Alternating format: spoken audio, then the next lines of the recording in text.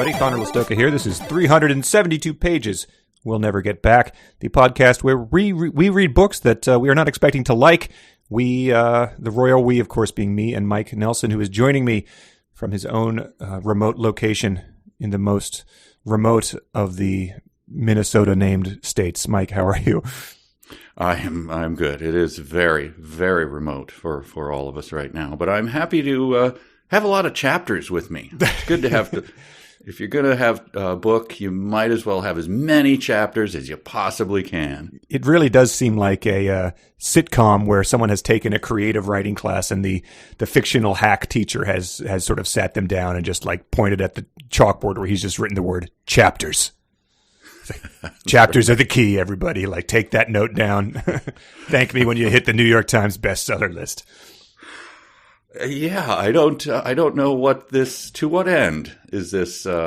It's the footnotes of David Foster Wallace. Like, all right, this is starting to frustrate. You've chosen this as the centerpiece. This is your métier, and you're running with it. But to what end? To what end? Well, I mean, I think there's an answer to that for this guy. Like, but first of all, how many chapters do you think there are in total in this book? Just guess your over under. So we read through 60 today.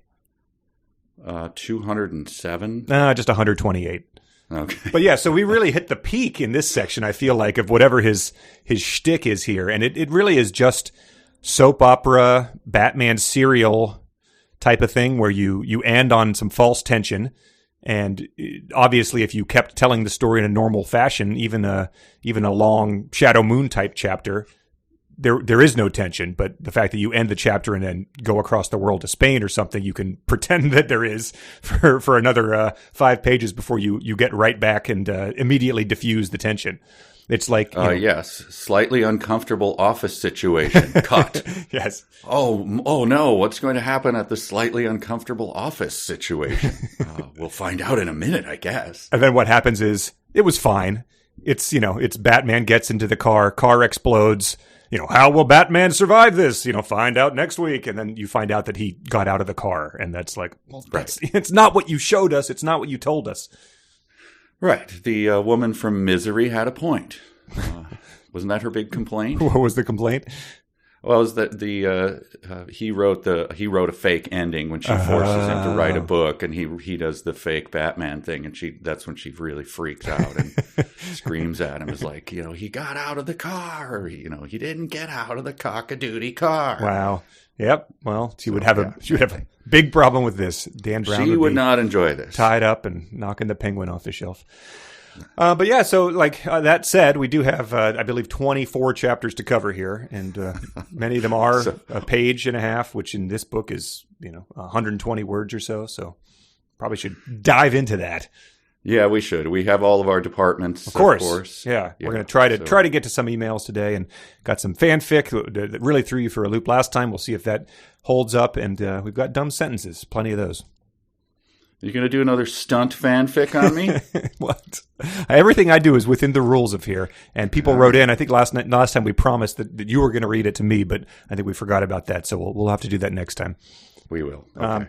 But yeah, we started chapter 37, which is, a lot of these chapters, like we said, don't have a lot going for them. This one has some nice Dan Brown isms for us right away, because he's at the Alfonso 13th Hotel, David Becker is.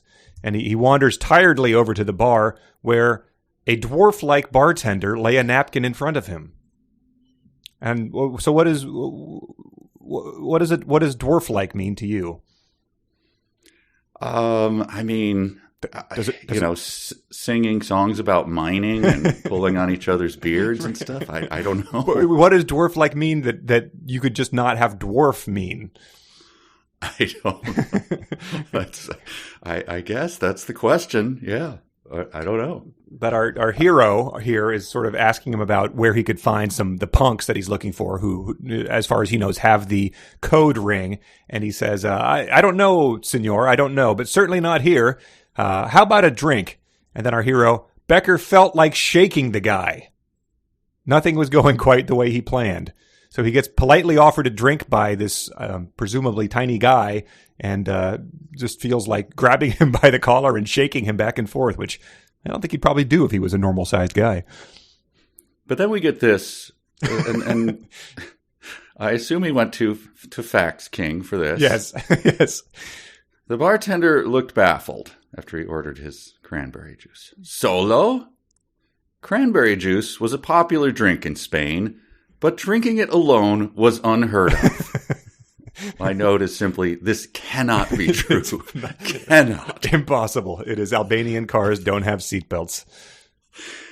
I mean, what do you make of this? What?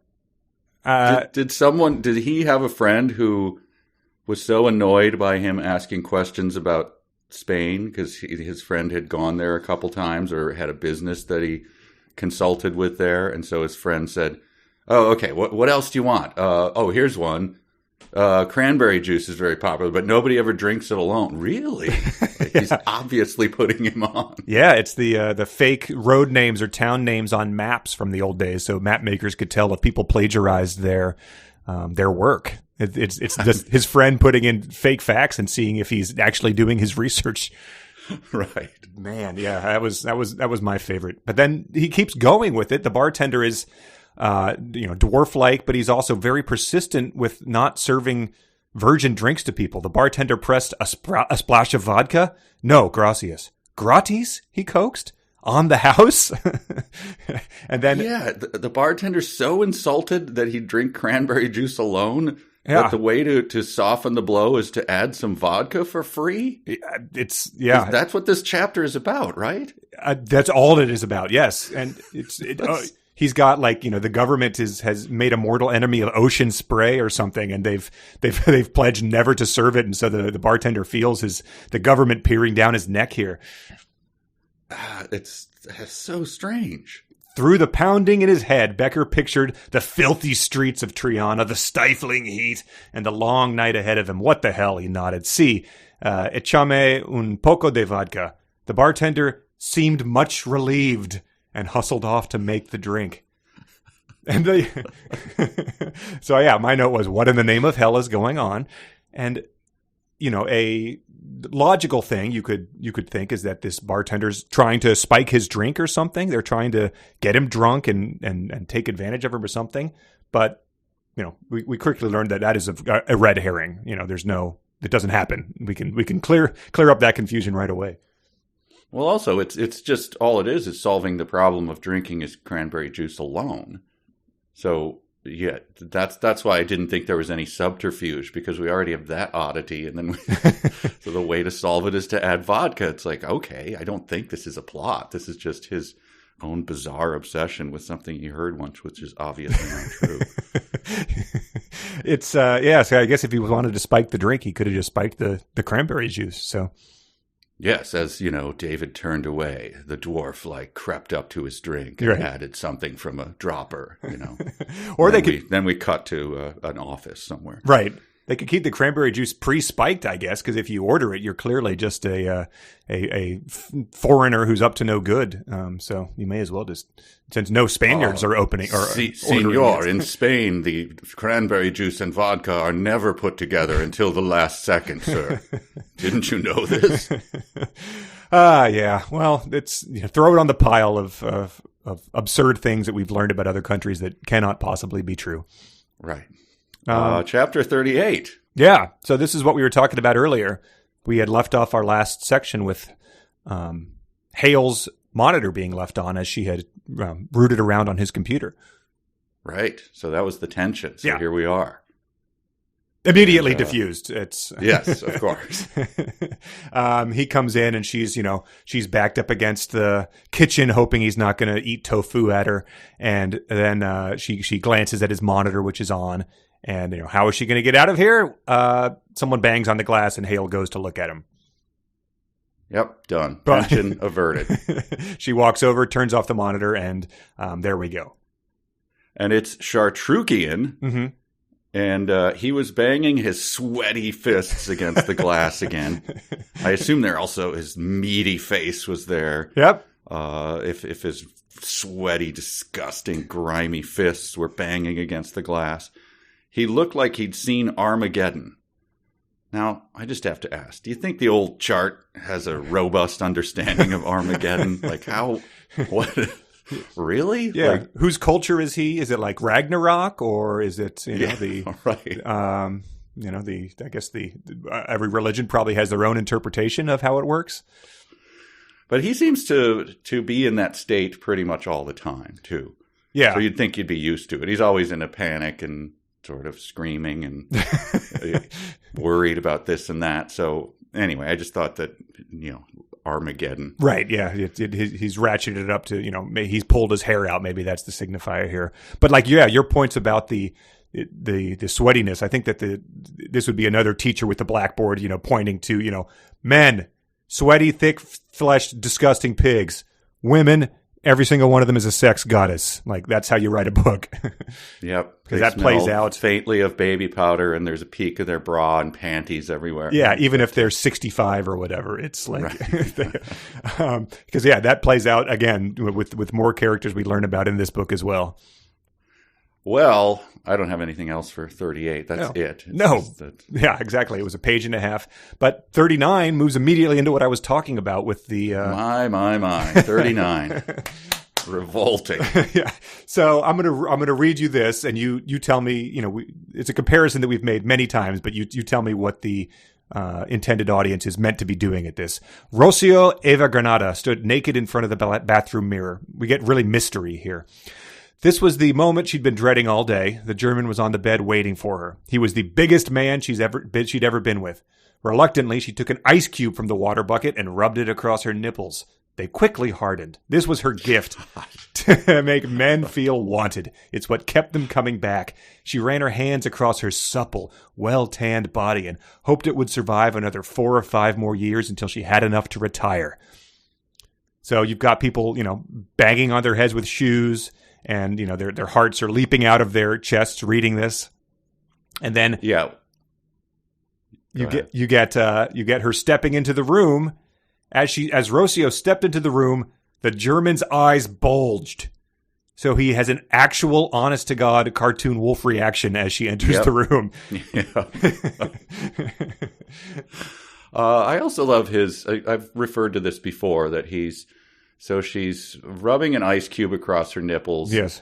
And then her looking at her well-tanned body. And at the same time, she's hoping that it would last another 4 or 5 years till she could retire. Okay. Is that how people, honestly? Gee, I hope I last another 4 or 5. Boy, that's cold. It's just they're in strange states that seem sort of polar ends. Right. Yeah. It's just I just got to get this ice on my nipples is what she's thinking. She's not. There's not a lot else going on. Yeah, she's deciding between like tassels, clamps. Oh man, S&P really tanked today, so that's going to set me back another year. I really should have moved over. Maybe I'll use the electro clamps tonight. Yeah, I probably should have moved some over into bonds, as that's what we should have done at this point of the planning phase. But oh boy, no, I'll go with a blindfold. All right, let's climb on top of this enormous German. Not enormous everywhere, though. She chuckled in relief because the organ between his legs was tiny. Oh, God. They really set him up for some real moments of dignity in his final hours, minutes here on Earth. Oh, yes. just another minute. Yeah, this is just gross. Yeah. I don't have many notes because it just... it's just obviously he's dying. So. Right. Well, not before his fat fingers groped at every inch of her body, and she gasped and choked against his putty-like neck. Putty-like is never one of those words that you hope gets applied to someone on their wedding day or something like that. You never think the putty-like bride walked down the aisle and there wasn't a dry eye in the house.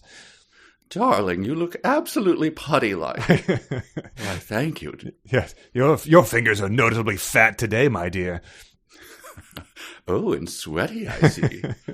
But then you get another one of these things. So he's sort of like gasping. He's choking or something. We get the feeling maybe his drink was spiked, but he's on top of her, crushing her. And like you said before, is this really what would be going through her mind? Random thoughts cascaded through her mind. Faces of the countless men she'd satisfied, ceilings she'd stared at for hours in the dark, her dreams of having children. So that you'd think that might not be something going through her mind at this point in time. She was doing that, mind you, as she felt her ribs cracking. So she felt them. Yeah. Because they were, in fact, cracking. And yeah, so it's a very peculiar way that this one ends. There's a bullet hole in his temple that's gushing blood all over her. She tried to scream, but there was no air left in her lungs. He was crushing her. She's clawing at him. You get the point that this 300-pound man is just on top of her and suffocating her, which would be a gross way to go. But then she sees a hand, a gun with a silencer, a flash of light, and then nothing. So it seemed like she then gets shot too. Like he was shot by the wire rim glasses man, but he feels like it wasn't enough just for her to be crushed. He has to shoot her too. Yeah, I found that odd. Like why she didn't even know what was happening. She'd never get out of there. Yes. So it's like, now you're going to shoot me? Like what? Right. Maybe it was mercy. Maybe he's a decent guy. He's got a little, silver lining to his evilness. Yeah, I suppose it could be mercy or just no stone left unturned. But the important thing was that tiny organ. That's true. And the fact that he was the most enormous man she'd ever seen. Yes. And she went to a lot of circuses, like European circuses too. So he was bigger than circus fat. Yes. Yeah. She's like, I have a poster of those Guinness World Records tiny bike twins as well. And this, I'm counting that in my assessment here. Both of those guys could fit inside you without even repositioning them. Oh. Well, unfortunately, that's the end of the second hottest person in the book and the probably, third grossest guy. So, right. I mean, how do you even rate those at this point? I don't know. Just assume every guy is a misshapen dwarf or a troll or a fat pig with sweat dripping off of him. But we move on to chapter 40. Indeed. Yeah, we get some good drama here. This is back at the back in Crypto. Right, and this is the Chartrukian who has just seen the Armageddon. Mm-hmm. He comes in hot with a lot of exclamation points. There's exclamation points after all of this. Miss Fletcher, we have a virus. I'm positive. You have to, and so. All of them. Wow. Exclamation points. Yeah, and there's more. He says, Commander Strathmore told you to go home! Exclamation point. Fuck Strathmore! He screamed, the words resounding through the dome. And so just remember, like there was a book that I kept suggesting that was called Antigua, I think. And like the only thing we knew about it was that it was a self-published novel by a couple who put exclamation marks at the end of every sentence. And like that was enough for us to consider like, this sounds really bad. Here it is. But such a great moment. The all caps, fuck Strathmore. And then he's right behind me, isn't he? Mr. Chartrukian. But yes, sir. But we get one of your favorite things where it's just it's a insanely long amount of time if we're taking it at its face value. It says Strathmore's like up on his, balcony or catwalk or whatever. Strathmore was fixated on the young cis-sec. He descended the stairs without so much as a blink, keeping his eyes trained on Chartrukian the whole way down. He made his way across the crypto floor and stopped 6 inches in front of the trembling technician. What did you say? So it's yet again the walk down the hall in Ready Player One or whatever. He just looks at him the whole way he's walking down the thing before he responds. Yeah, it's like there's a moment in the original Producers that always made me laugh when he's hiding outside of his office when they first meet, and then he steps out of his office, sees him, and they do a super long Bugs Bunny take of him coming back out the door, very, very slowly, walking up to him until they're nose to nose, and then screaming in his face. And it's so long that it's funny, obviously. And that's what this is. This is almost identical. Yeah, it would obviously take at least a minute for him to walk over there without addressing what he had just said. But in the book, it's 2 sentences, so it doesn't seem super absurd. Yeah, is Hale during that time has wolfed down an entire loaf of tofu. Silken tofu, yeah. Yes. Yeah, the olive oil he's needed to open up a new bottle. He's glugged it down. And then we get this, which once you learn to recognize it, it bugs the hell out of me. A whole bunch of inner things where Susan knows that Hale is endecoder, or at least in the context of what we've been told, that's what she thinks. Commander, Susan interjected, if I could just, Strathmore waved her off. His eyes never left the sissec. And then very soon after that, we get her saying again, like, Commander, I must, again. Strathmore silenced her with an angry wave. And so it's very frustrating. And it's obviously a cheap way to instill drama. But I was just like, if this was the real situation we've been told it is, national security, what would a real person do? You know, so it's 9/11 at 6:30 in the morning, and you've gotten the notification that some guys are about to board a plane they intend to hijack, and you're trying to give that news to me. Right. Well, I would obviously try to catch your eye, and then he puts it. So Susan tried desperately to catch Strathmore. That's basically the whole chapter from now on. Commander, Hale is North Dakota, and what I thought of here was there was a time where we went to Nashville. I can't remember if I've ever told the story on the podcast. If I am, I'm in podcast jail. All right. But the guy who rented us the home in Nashville, this is trying to communicate something. I don't think this has been on the podcast.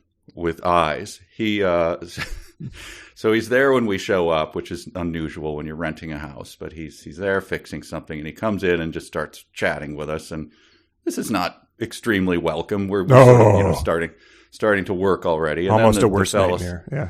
The fella says, because, just contact my assistant then, because I'm going off tomorrow. I'm going to go to a Caribbean island for a little vacation. And then total silence. And then that's when my eyes flashing to everyone in the room. Don't you dare ask him which Caribbean island he's. If anyone does, you are fired. I remember just like flashing it in Morse code to everyone, and we all, it was to our credit, of course, 100% froze him out. Groupthink was strong in that situation. It was the best. It was the most clunky silence that I've ever. It just laid there. I think he said, I'm going down there for like 24 hours for some business or something. It was even more leading. It was even more like, please ask me about it than it was a vacation. Leaning on the half wall, and then he had to sort of awkwardly, figure out what to do with his hands as he made his exit. All right, then I'll just be. I'll be down there. He adjusts a picture on the wall or something. Look at that. All right. Yes, exactly. Puts a piece of blue tape on. I'll take care of that later. All right. I'm going to get going then, guys. Anyway, that's my story of catching someone's eyes and trying to flash, Hale is North Dakota. Yeah. So it was easy enough in that situation, which, was not going to involve, death or national security. And yet she's somehow unable to just like jump in and, say whatever she needs to. Sir, I must immediately talk to you in private. Yeah. It probably comes up 20 times a day where that has to happen because you're in crypto. So, yeah. Right. As his, and they have a good relationship. He trusts her, that type of thing. Yeah. Let me take you into this secure room that we obviously, and I'll chat for a minute, and I'll tell you the most important thing that is happening right now. Yeah, I've made the comparison before, but like that's the only way they were able to sustain any sort of tension on Lost was like, just tell me where we are. I can't do that now. And it's like, just offering some mushmouth explanation that no person that was ever, as frustrated as the people on that island would ever accept. Right. But when Strathmore starts to get this news, here's interesting. Strathmore's complexion turned a deep red, Okay, so is it oxygen deprivation or the opposite? I don't know how that works. Strathmore's face, a couple sentences later, turned an even deeper shade of crimson. Oh my God, sir! Get up on this table. Yeah, I will really. start hammering on your chest. Yeah, loosen your immediately. tie. Like, sit down and have a cold drink. An even deeper shade of crimson? I mean, take it at face value. Have you ever seen a human? An umpire. I mean, a manager chewing out an umpire, maybe like Don Zimmer. Like, I don't know. Yeah. But like, he's also vacillating between two wildly different mixed metaphors here, because it says when Strathmore spoke, his voice was like ice. Mr. Chartrukian, not that it is any concern of yours, but I passed past Gauntlet. So his voice is like ice. He went on, his temper hovering near the boiling point. Oh, God. I missed that. Make up your mind. It's either, actual below zero, or it is 100 degrees or whatever it is, 212. Oh, my God. That is awful. And then it has some inner workings of genius, of Gauntlet, and then Translator. It's just like he bypassed it. It's some tech stuff that isn't super important, but he orders Chartrukian to leave and says this discussion is over, which I found amusing because he's like, Hale, who also isn't supposed to be there, is, he's like, Hale, you haven't murdered anyone in a couple months. You can stick around. Right. And Hale, typical Hale, man. He opens the door graciously towards the Node 3 and says, after you, Sue. Oh, Hale, you. Oh. What's his car again? A Megabyte was his hard drive. I forget which. Oh, he drives a Lotus, I think. Oh, yeah. Megabyte was the license plate. Right. Oh, Hale. That's all I got for Yeah, I think so, too. Chapter 41, we get another slight chapter, but it gets a detail about the assassin, the wire-rimmed glasses man. He takes the name out of everyone he jots down, which seems, sort of a destined to fail type of thing in terms of the evidence about you when you get caught for all your murders. But we do get this other detail, which is sort of a Dan Brownian thing. The man with the wire-rimmed glasses was replacing a hotel master key. He had not sensed her scream when he struck her, but he had no way of knowing for sure he had been deaf since he was 12. And I think you've seen the Da Vinci Code movie. You get that, and the assassin in that one is a monk who is also an albino. So Dan Brown likes giving his assassins these sort of weird characteristics to make them more interesting, I guess. Is that interesting, though? I don't know. Preposterous is what I would think for this trained assassin to be. Albino, if you'd made him Albanian. Now oh, yeah. My language. Yeah, he's not allowing his women outside during the day. He's what else did they do? Not put sugar in their coffee. Yep, he's clipping off the seatbelts of every Lotus he comes across. But the 3 stories below, David Becker paid his tab and wandered across the lobby, his half-finished drink in hand. I thought he hated it. Right, yes. Didn't he nearly spit it out? Yeah. You having to take this with me, bartender. But, sir, in Spain, we never take our half-finished drink into the lobby. Yeah. It's just a thing we don't do. Don't make me grab and shake you. But that's all I have for that. That was just to give us a touch of the David and the assassin are near each other now. Yeah, but so close. I didn't understand this part.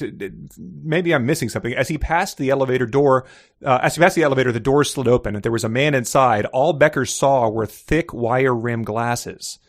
I don't understand how can wire-rimmed glasses be thick? I guess the lenses. Anyway. The man raised a handkerchief to blow his nose. Becker smiled politely and moved on into the stifling civilian night. What is going, did the assassin see him? I mean, he smiled politely, which usually, implies eye contact. But the handkerchief, does that mean he didn't see him because of a stupid, I don't know what's happening there. Is he being stopped by the man entering? No, the elevator doors open. The guy doesn't move, so he stares in, and all he sees are his glasses. Then he blows his nose, so Becker smiles. When you put it that way. It's an odd moment, but it's just meant to be like, Becker paused and sensed the danger or whatever, but he just doesn't know how to write it. But the assassin saw him, it seems. Yeah. And the assassin knows who he is because he's been following him. He's looking for him, yeah. So. But you don't even get like a parade starts up in front of him, and the assassin can't, get across the street to kill him. I don't know. Okay. I guess that in a mere 2 paragraphs, we'll be finding out more about it. Okay. Sure. Yeah. 2 paragraphs and 8 chapters. Right. Chapter 42, we go back to Sissek. And Susan is pacing frantically. She wished she'd exposed Hale when she had the chance. And yeah, it does seem like she really blew her chance there when she was standing next to her boss, who could have helped her out here. Very, very weird chapter. Let me see. I wrote something down here. I'm trying to figure out why. If you've got something to it, she's still pacing around, and Hale's, I guess, playing solitaire on his computer or something. But she gazes up at Strathmore's workstation and knew she couldn't wait any longer. It was time to interrupt the commander's phone call. She stood and headed for the door. So she just has decided to kill some time by virtue of it just being a book, because in real life, no one would behave this way. And then Hale demands to know what's going on. There's something going on here today. What is it? Let me out, Susan said as evenly as possible, feeling a sudden twinge of danger. Sudden? She's been feeling danger for 180 pages at this point in time. And then it says that she would have to make a detour before visiting the commander. Greg Hale could suspect nothing. And then I just noted that 70 words before that in the book, she had looked at Hale and thought to herself, "You know damn well what's going on." So right. So is he suspecting something? Yes, but he can suspect nothing. And I'm suddenly feeling danger when I've been alarmed and like on the edge of my seat for the past, 50 chapters of this book. My eyes have been bugging out of my head. But this is a great moment where doesn't he seem like a guy who should just be always called Hale? Uh-huh. But she says, "Back off, Greg." That just that seems so. It softens the moment. It does, yeah. Like, come on, Hale. You know damn well. Back off, Greg. Gregory, please. Yes. But what a ruse, and what a way to end her chapter, having to fake going to the bathroom. Yes, she circled towards it and making a detour. Yeah, I don't know. You would also feel that like maybe just sitting at her desk, she might be able to send him an email too, like without arousing any suspicion. Right. I mean, we are in this newfangled world of email, so maybe it hasn't occurred to her yet because it is only 1997. It is the kind of tension of The Office with Michael Scott doing some shenanigans and he doesn't want the boss to see or something. Like that's about that level of tension. Yeah, peeking behind a potted plant or something. Right. That's all I got. Yeah. And, Chapter 43. Chapter 43 finally gets some real meat to it. We get to introduce to not one, but 2 new characters. Chad Brinkerhoff, who's the personal aide to the NSA director who we've not met yet. And finally, Midge Milken. Oh, I'm so glad we're finally to Midge. Yeah, she pays off big time. She defied my expectations. But I'm trying to think, what is her... what do you think he's getting at here? Who's he trying to portray? It's a total cliche. I think it comes from, I think I said last time, like a Hitchcock movie, Yep. There's the femme fatale, and then there's the like Rear Window or something where there's the sort of frumpy woman who loves Jimmy Stewart and he doesn't pay her any mind or whatever. Like, come on, Midge, Yes, but yeah. So my what I conjured up was sort of there's a great Gary Goldman stand-up bit. Do you know him? Yeah, vaguely. He did a bit about the people, the people who invented the state postal codes. Oh, yeah. It's a very long, it's very funny, but it's absurd. But in that bit, he plays a character who's this brassy secretary who he always does this move of like, he puts his hand back and sort of like pushes her hair up, like, to Yes. do her due like that. And that is pretty much what we're doing here. That sort of Mad Men stereotype. If Joan was, 15 or 20 years older, I think, who was, still flirty, but, old enough to be, you're old enough to be my mother. Yep. Well, in fact, we get this. A consummate flirt and an ex-wife 3 times over, Midge prowled the 6-room directorial suite with a saucy authority. Yes. Snap of the gum is implied, of course. Uh-huh.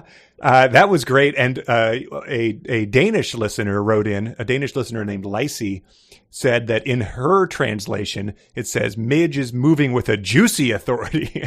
Wow. And we went back and forth and I said, that's insane. And they said, unfortunately, I can't find a good translation of saftpant or something. But imagine an orange, very, very full of juice. It's quite hard when you press it. So they imagine he's talking about ahem boobies. But it's fun for people to send these in when it's the poor translator who's like, this dog shit. How do I bring this into our dignified language here? Oh, Midge milking.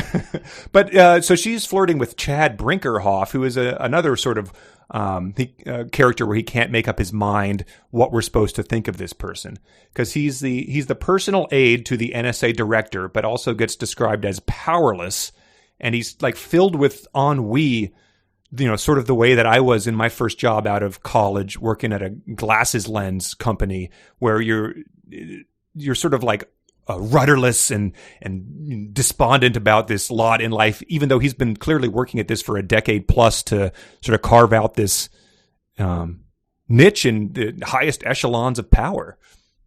Yeah, and the physical description, a jaunty 45. Yeah, I like that. Well-pressed, well-groomed, and well-informed. Yeah. So setting us up for a very competent, 80s Alec Baldwin character or something. Yeah, definitely. It says he describes him as being handsome enough to give his press conferences. So yeah, a Wolf of Wall Street type. Yeah, his eyes were a brilliant blue. Right. And then as it goes on, he's sort of a wet fish of a guy. I don't understand this. Yeah, he describes his own existence as, where is it? Do I have it? But it says there were definite benefits to being the director's personal aide. He had a plush office, full access to all the NSA departments, and a certain level of distinction that came from the company he kept. But then he describes his own existence as pathetic, I think. So, make up your damn mind. It doesn't need to be both. Like, right. And he could obviously kill it. He's super handsome and he's, very well placed in his career and all of this. And then Brinkerhoff looks at Midge Milken. She was 60, slightly heavy, and much to the puzzlement of Brinkerhoff, quite appealing. So why is he puzzled at it? I don't know.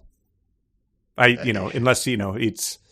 Yeah, it boggles the mind why he's puzzled why he finds someone attractive. You don't need to, Right. I'm mystified. Again, looking at Joan from Mad Men, I don't get it. And he thinks, damn, eyeing her gray cashmere dress, either I'm getting older or she's looking younger.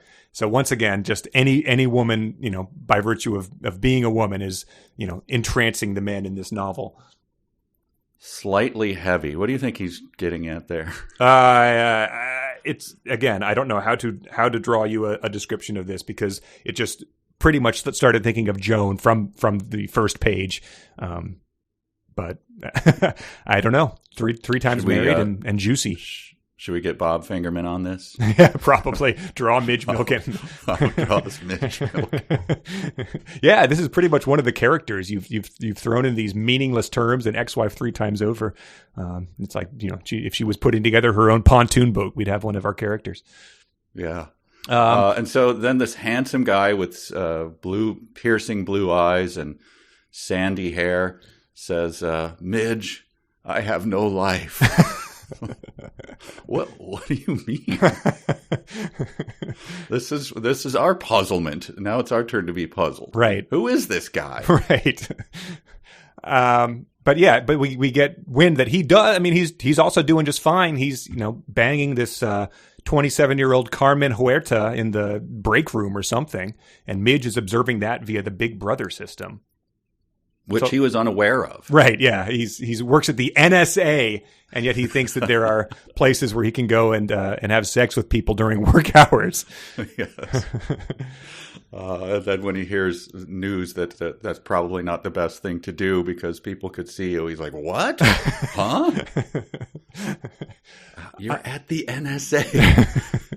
Their banter, you can probably describe better what like sort of movie or play this is supposed to be ripped off from. But I just thought, the back and forth of a 40s movie, I don't know, like if like Desk Set, Cary Grant has this type of thing. But he eyed her pleadingly and rolled his aching neck. My shoulders are tight. Midge didn't bite. Well, take an aspirin. He pouted. No back rub? She shook her head. Cosmopolitan says 2/3 of back rubs end in sex. Brinkerhoff looked indignant. Ours never do. Precisely, she winked. That's the problem. Yeah. Oh, my God. Actually, it reminds me of Double Indemnity. Okay. That it's the famous noir movie. He's an insurance salesman and she's the femme fatale. And, their opening dialogue is like, he's like, why don't you come down here and we'll talk about that over this drink? And she's like, whoa, slow down. This is a no speeding zone. How fast was I going, officer? Oh, God, yeah. Yep, that's what he's going for here. And it's just back and forth, rapid fire.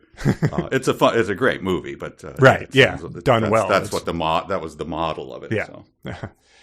But yeah, so like, everyone continues to be super horny as well. He's just picturing, Carmen's lissom body, dark thighs, AM radio playing hot San Juan salsa. Maybe I'll drop by for a snack when I'm done. And then he's plowing through documents and checking figures. Images of Carmen Huerta smearing herself with honey and confectioner's sugar began playing in his head. I don't know. It would be an awful situation if she was sort of making eye contact with him while reaching for the honey, but she instead grabbed the vichyssoise and started smearing that everywhere.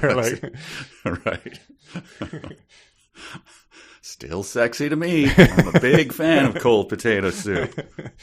And yeah, he's sort of where this chapter has its drama, other than the gum snapping, is he's looking at the figures about how long what's the thing? Translator takes to run the codes.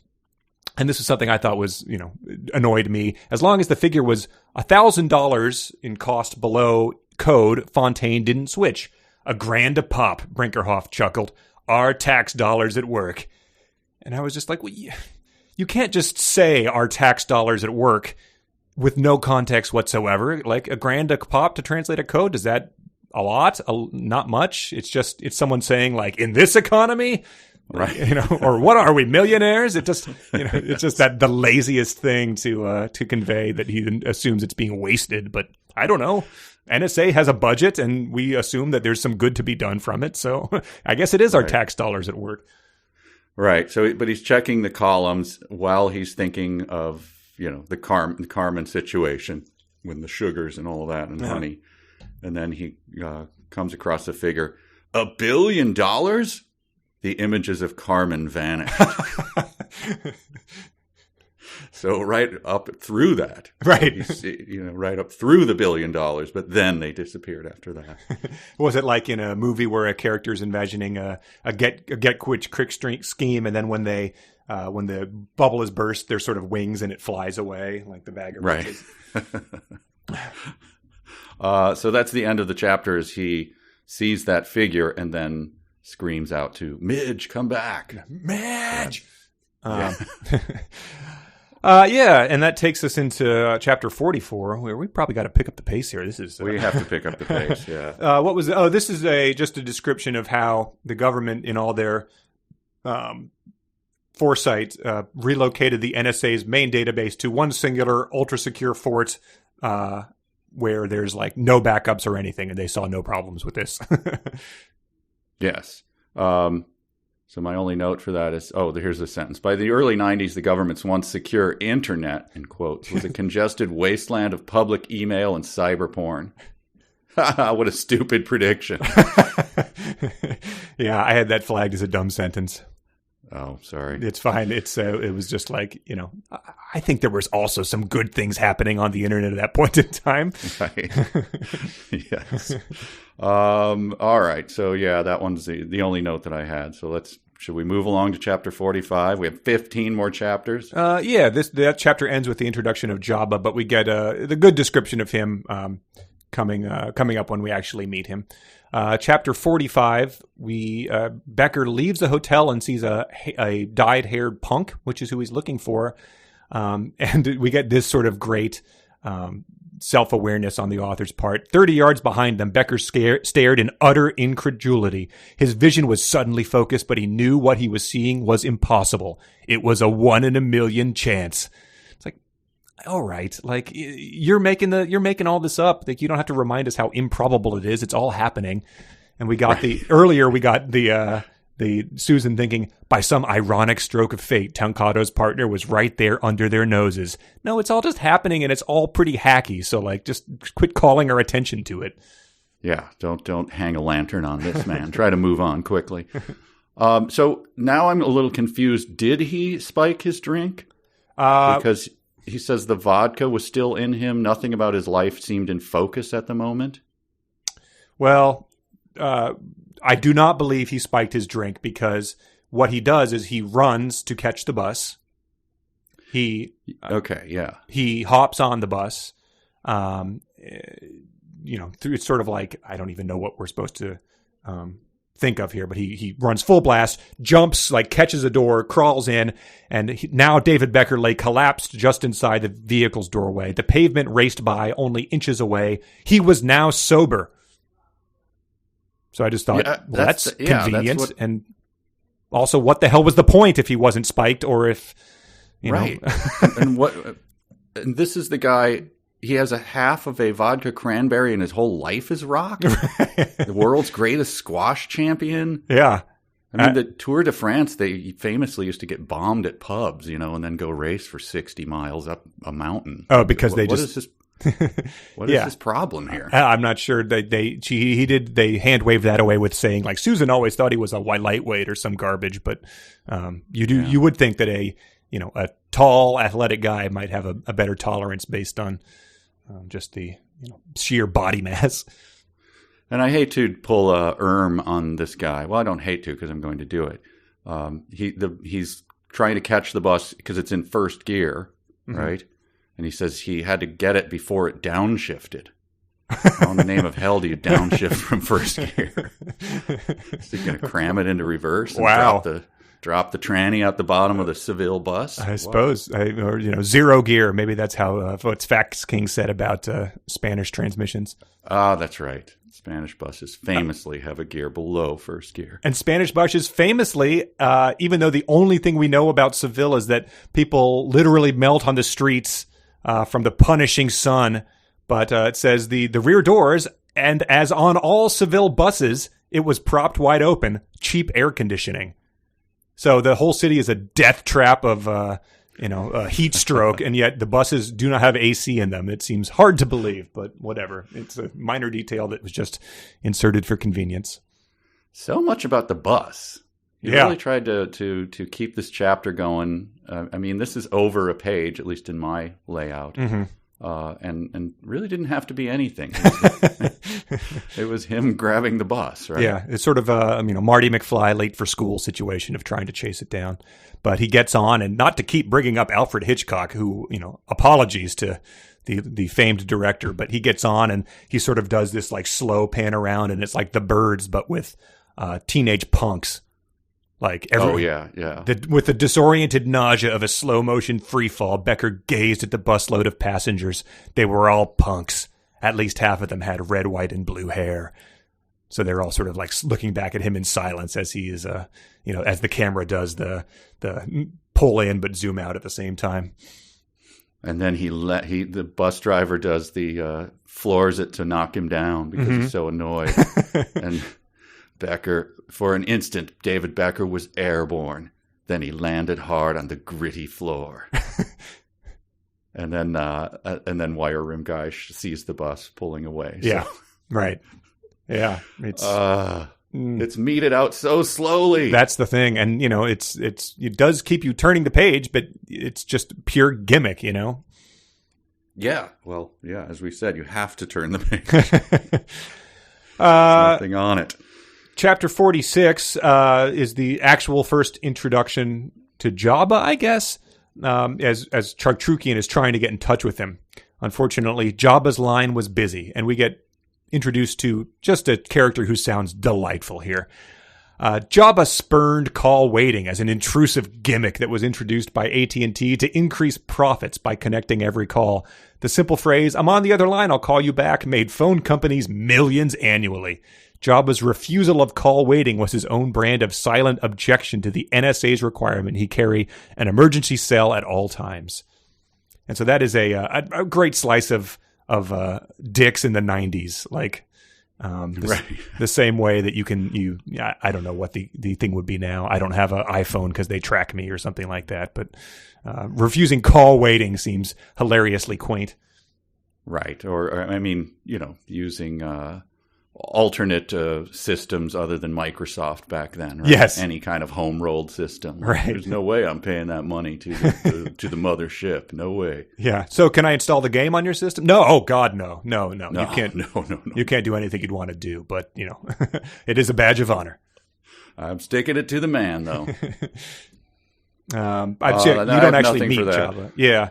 They sort of just set the scene of the what lies beneath the actual floor, the sublevels of the thing. Chartrukian had only been down there once during training. It was like something out of an alien world with its long mazes of catwalks, freon ducts, and a dizzy 136-foot drop to the rumbling power supplies below. So it's trying to just, sort of paint a cinematic picture of what I guess an area we're going to be spending some time in looks like. Yeah, and as somebody pointed out, the NSA, like you would imagine, it's probably just a very bland office. Uh-huh. But it's like it's like police stations in procedural shows where they're like pumped with blue light and stuff, and they're really dark and everything. We've all seen police stations, or at least any kind of government offices. It's they a all DMV. look like the DMV. Yeah. So stop trying to make these things art directed that we all know what they are. Yeah, I feel like we're being set up for that here. Right. It's the like the Nostromo in Alien or something. Right. All right. Well, chapter 47. This is back to Midge and brother. What's the guy's name? Brinkerhoff? Brinkerhoff. Yeah, the pathetic hot 45-year-old. And so yes, this guy with the thick sandy hair and the piercing blue eyes and the successful life. Brinkerhoff nodded blankly and tried not to peer down the front of Midge's dress. He is a loser, I guess. I suppose. But 60-year-old, slightly heavy Midge. But she's saying she's not helping the situation. She eyes him askance and says, "This better not be some ploy to get me out of this dress." And I think at some point in time they imply that they have gotten busy, right? But he says ours never does, like 2 out of 3. What was her fact? Yeah. Back rubs end in sex or something like that. Yeah. And he said ours never do. Oh, yeah, I guess there was something that says, Midge would never tell. She was not without her weaknesses. Midge had indulged in a few indiscretions of her own, mostly wandering back rubs with Brinkerhoff. So that's like, the Patriots owner massage, I guess, type of thing. A little rub and tug. Oh, dear. That's what that's implying. If it's indiscretions, like a back rub isn't anything to talk about as an indiscretion. Anyway, she explains it away. She says it might be a divide by zero that $1 billion charge might be. But there's more talk about the NSA and the EFF just sort of setting that stage. The contempt is dripping here. There were suddenly housewives in Minnesota complaining to America Online and Prodigy that the NSA might be reading their email, like the NSA gave a damn about a secret recipe for candied yams. Wow. Well. Yeah. That's some That's some elitism there. Right. All piled on pretty heavy. Yeah, I mean, it's that if you don't have anything to hide sort of attitude, but it's almost a universal agreed upon stance that it wouldn't be a good thing. I did appreciate the shout out to Prodigy too. That was the first online system we ever had. I still remember my Prodigy password. Or my Prodigy login, I guess. When's the last time you've thought of Prodigy until reading this? Oh, I think about Prodigy a lot. Yeah, okay. I was asking my brother about it recently. I don't remember why, because I remembered if I tried to ask him. He's 7 or 8 years younger. And I was just telling him, I used to, on Prodigy, I would go to the King's Quest 6 board and answer people's questions before FAQs were a thing. Some guy would be like, I need to figure out how to get past the blind, one of the 7 dwarfs. And I'd be like, oh, you need to hold out the rabbit's foot. And like that, and then they would get to the point where they wanted there was a copy protection system built into the game where you had to like identify these runes. And I would be like, I'm sorry, I can't help you. And they're like, just tell me what it is. I'm like, well, you should have you should have this if you actually bought the game. Wow. So yeah, that was my Prodigy experience. I had CompuServe. Okay. And I canceled it. And then about 18 months later, I was doing the scan of, I thought Bridget was doing it. She thought I was looking over our Amex bill. And I saw that CompuServe was still on there. I was infuriated. And I tried, but Amex couldn't pry the refund out of them. So for 2 years, I paid for CompuServe. That is infuriating. Yes, very much so. This is a great... we've said that they might be protesting too much about Strathmore being, the greatest man she's ever known type of thing. But this is Midge's sort of protesting too much. Deep down, she knew that accusing Strathmore of shirking was absurd. The commander was as dedicated as they came. Dedicated to a fault. He bore the evils of the world as his own personal cross. Settle down. Oh, I have... Whoa, settle down with 2 exclamation points. But he keeps going. He refuses to settle down. The NSA's skipjack plan had been Strathmore's brainchild, a bold attempt to change the world. Unfortunately, like so many divine quests, this crusade ended in crucifixion. Jeez. So a lot of questions. Yeah. One, does she really mean like so many divine quests? Or is she really just thinking about one particular one here? Right. If you wanted to grill Dan Brown about how many other divine quests he knows that ended in crucifixion, what do you think he would say? Right.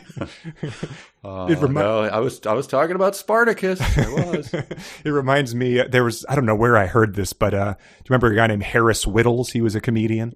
Oh yeah. He was on a podcast sometime and he was just doing like little bits he had come up with, and he was like, when people say like, no, like, I've read studies about this. I think most of them are pretty much have read one study. Like, no one's going out and reading more than one. I think that's what's happening here with all the divine quests.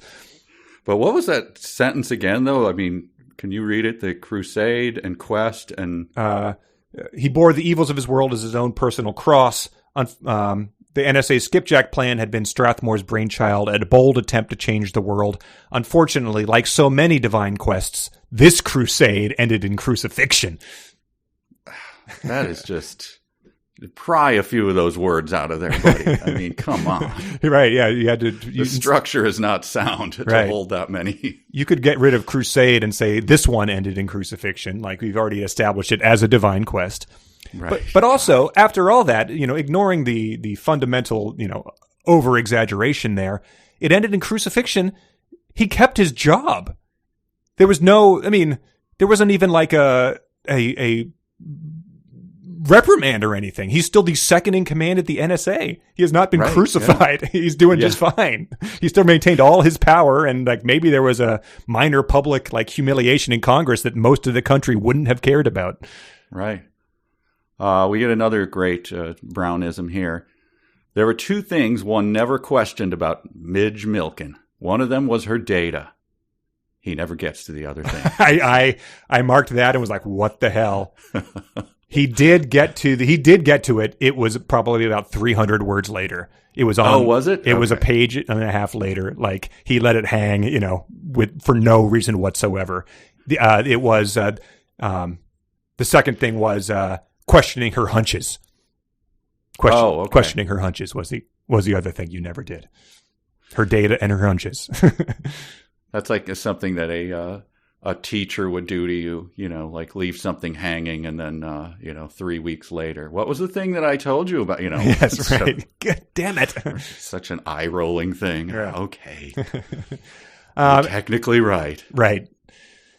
And then the detail there is like, she can't snoop in on Crypto because Crypto's a sealed deal. No video, no sound, no nothing. Strathmore's orders. So yet again, some potential red flags there. 48 next. 48, yes. I have only a dumb sentence from that. It's a... is it the one about Midge's transition? Yeah. Okay. All right. Yes, it is. We'll save that one then, because nothing really happens in here. But she does have an uncanny habit of always being right. So you just, you're establishing that. Right. Chapter 49. This is the chapter back in Spain on the punk bus. We read some of this in a real or fanfic segment that I believe tricked you, but he made up the reason they're all going to the club. It's because it's the anniversary of Judas Taboo's death. And we didn't really get to talk about that too much. I thought it was like trying to make up a name of a famous rock star is like when you see like a football uniform in a movie that couldn't get the actual rights to use football uniforms. And it's like, This is the Sharks. And it's like, well, that looks fake as hell. And it sounds fake as hell. It's so bad. And then to put it in the... So to give it the context, he said, well, first of all, the punk spat in the aisle, obviously disgusted with Becker's ignorance. Judas Taboo, greatest punk since Sid Vicious. Right. So yeah, you're just not using the name of the world's most famous punk. Right, yes. But like, what is the rating system based on? Like just his sort of aesthetic? Like Sid Vicious was famous for like not even like knowing how to play the instrument. He was sort of like propped out there like a boy band member, just to like, look the part. So is, right. what is the rubric here? I don't know. He's so obviously in over his head talking about this stuff. It's so it's like over the top, the arm wrestling movie. Uh-huh. It's like the toughs who come in and mess with his son around the pinball machine. Guys with like cut off leather jackets. What are you doing in here, you nerd? Right. Yeah. This is what we're getting here in the form of these punks. Yes, it's 100%, Steve Buscemi, hello fellow punks type of thing. Yes. So the punks just, sort of take delight in this square, because he's like, where is this bus going? And this bus has like one stop or something. And the punk broke into a sudden wide grin. Oh, you mean you don't know? Becker shrugged. The kids started laughing hysterically. Oh shit, you're gonna love it. And that doesn't pay off either. It just is going to a rock club that's a couple miles outside the city. You're going to be amazed by seeing you're already on a bus full of punks. We're going to a punk club. Yeah. Punks have been around now for how many years? Oh, what sure. year was this book This written? is 98, so 75, never mind the Bollocks was probably 77, like... If you've been to any large city, and probably especially in Europe, you have seen, punk culture by the thousands. Studded jackets, sure. But my God, are you going to be, you won't believe what you see. Is it a club full of punks and their punk music is being blasted out of speakers as they jump around? Yeah. Yes, that's it, exactly. Yeah. Okay. Yeah. Are you volunteering at a hospice? We are. That's why it was going to be so surprising. It's punk day. Now you've spoiled the surprise. Thanks. Now I have to spit on the bus floor. Yeah. Why was that your first guess? That's weird. But yeah, so the punks is mostly funny based on Dan Brown's interpretation. But we cut back in chapter 50 to Crypto. We get some. I issued another settle the hell down because Chartrukian is sort of descending down into the innards of everything. Billows of steam swirled out of the opening, illuminated by the red utility lighting below. The distant hum of the generators became a rumble. Chartrukian stood up and peered into the opening. It looked more like the gateway to hell than a service entrance for a computer. So did they add those features? Because they're clearly not necessary to sustain a computer system. So. Yeah. It's like if you ever look on, forums for people overclocking their rigs, they're always like, yeah, I added in the neon blue and the coolant system for this. It just makes it look cooler, and you see a computer that looks essentially like what he's describing here. Right. A gaming computer with the outside of it all jazzed up. Sure. All tricked out. Right. So the NSA, Strathmore wanted that too. He wanted no cameras in here, and he wanted it to look like a Alienware PC. I want neon lights around it and flashing, and I want steam. That's my crusade. Hopefully it won't end in crucifixion. That is the official Strathmore voice, right? Yeah, I think so. It always drops into that register. The thick flesh, I think, makes that. But yes, exactly. Crucifixion, sir? Well, yeah, I don't want them to look at the budget line items and sort of chew me out for going over on the steam generator. And then promote me. Yes. That would be awful. I don't have anything else. We can skip ahead to chapter 51. Yeah, 50, I just had go to hell. 51, however. This is, indeed. An all-time great character introduction on the level of, Jar Jar Binks fleeing and running into Obi-Wan and Qui-Gon Jinn in the first Star Wars prequel. Boy, you've nailed it. Exactly what I thought. We could just, all of Jabba, of course. Yeah. The first thing I wrote down was Jabba resembled a giant tadpole. Like the cinematic creature for whom he was nicknamed, the man was a hairless spheroid. It's like, again, if you're picturing Midge, you at least have that Mad Men secretary vibe. This guy, I honestly don't know. I don't know, but here, so he's talking to Midge, right? Yes. On the phone, yes. Jabba wiped his mouth. You on site? Yup. Care to join me for a calzone? Love to, Jabba, but I'm watching these hips. Really? Mind if I join you? You're bad. You have no idea. Yeah, so Midge is able to swallow her bile and still maintain the hair poofing flirting with even this guy. Yeah, putting the pencil into her bouffant and snapping her gum and just getting wise with Jabba. Yeah, as he calls, Data Queen, the huge man gushed. He'd always had a soft spot for Midge. She was sharp, and she was also the only woman Jabba had ever met who flirted with him. So yeah, she might have a problem, actually. She might have some sort of an addiction to the power that comes with flirting here. I don't know. I would sleep with her. What she uses called waiting. But you get this great moment. He's spared no dignity whatsoever. He's on his third pepperoni calzone. He's also drinking Dr. Pepper. So Dan Bound clearly didn't do his research and sub in Mountain Dew here because that would be the beverage of choice. But I've got a report saying translator's been running the same file for 18 hours and hasn't cracked it. Jabba sprayed Dr. Pepper all over his calzone. So if you had given me that as odds at the beginning of the book, I would not have put down a lot of money on that happening. And then shortly after, he dabbed at his calzone with a napkin.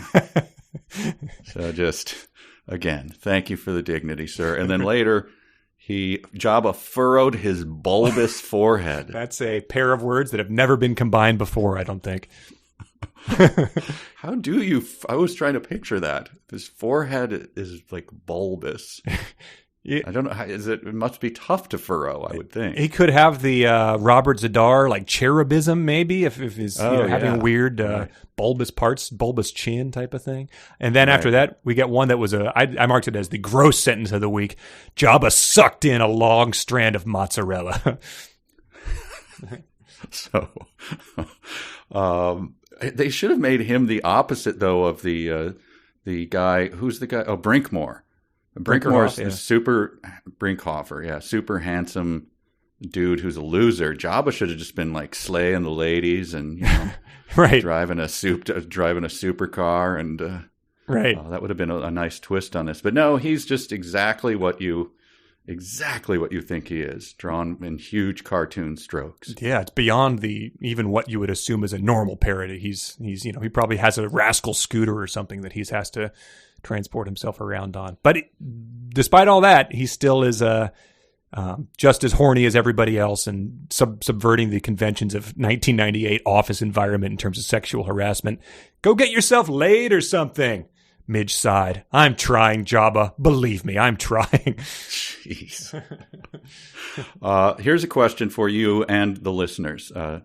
Jabba laughed. Strathmore's been in there for 36 hours. Poor bastard. His wife probably said he can't come home. I hear she's bagging his ass. Midge thought a moment. She'd heard that too. She wondered if maybe she was being paranoid. I've never heard the slang, bagging his ass. What does that mean? Well, there was a moment in the introduction of Strathmore that was like, he's been working so hard, and then the rumor was his wife was divorcing him. Bagging his ass. Yeah. It's not common. I've always heard bagging on him, but I just have never heard bagging his ass. Yeah, getting a divorce. Yeah, kicking him to the curb or showing him the door. I don't know. Huh.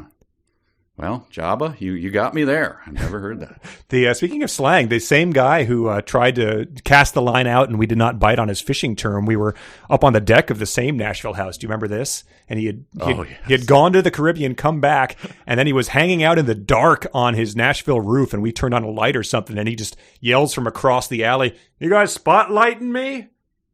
Yes. Like, we're not gonna invite you over, man. Like, spotlighting you? What? Like, we turned on the Edison bulbs you have up here for the bachelorette parties. Turns to the deck on the other side of him. These guys over here spotlighting me. We asked you to leave us alone. It's Susie's bachelorette, you creep. It's just hard with all the spotlighting going on. I brought rum back from, do you want to know where? No! Super expensive. Oh, that guy was a legend. We're probably going to get emails. He seemed nice, and you guys turned up your nose at him. Like, you knew. You didn't see the.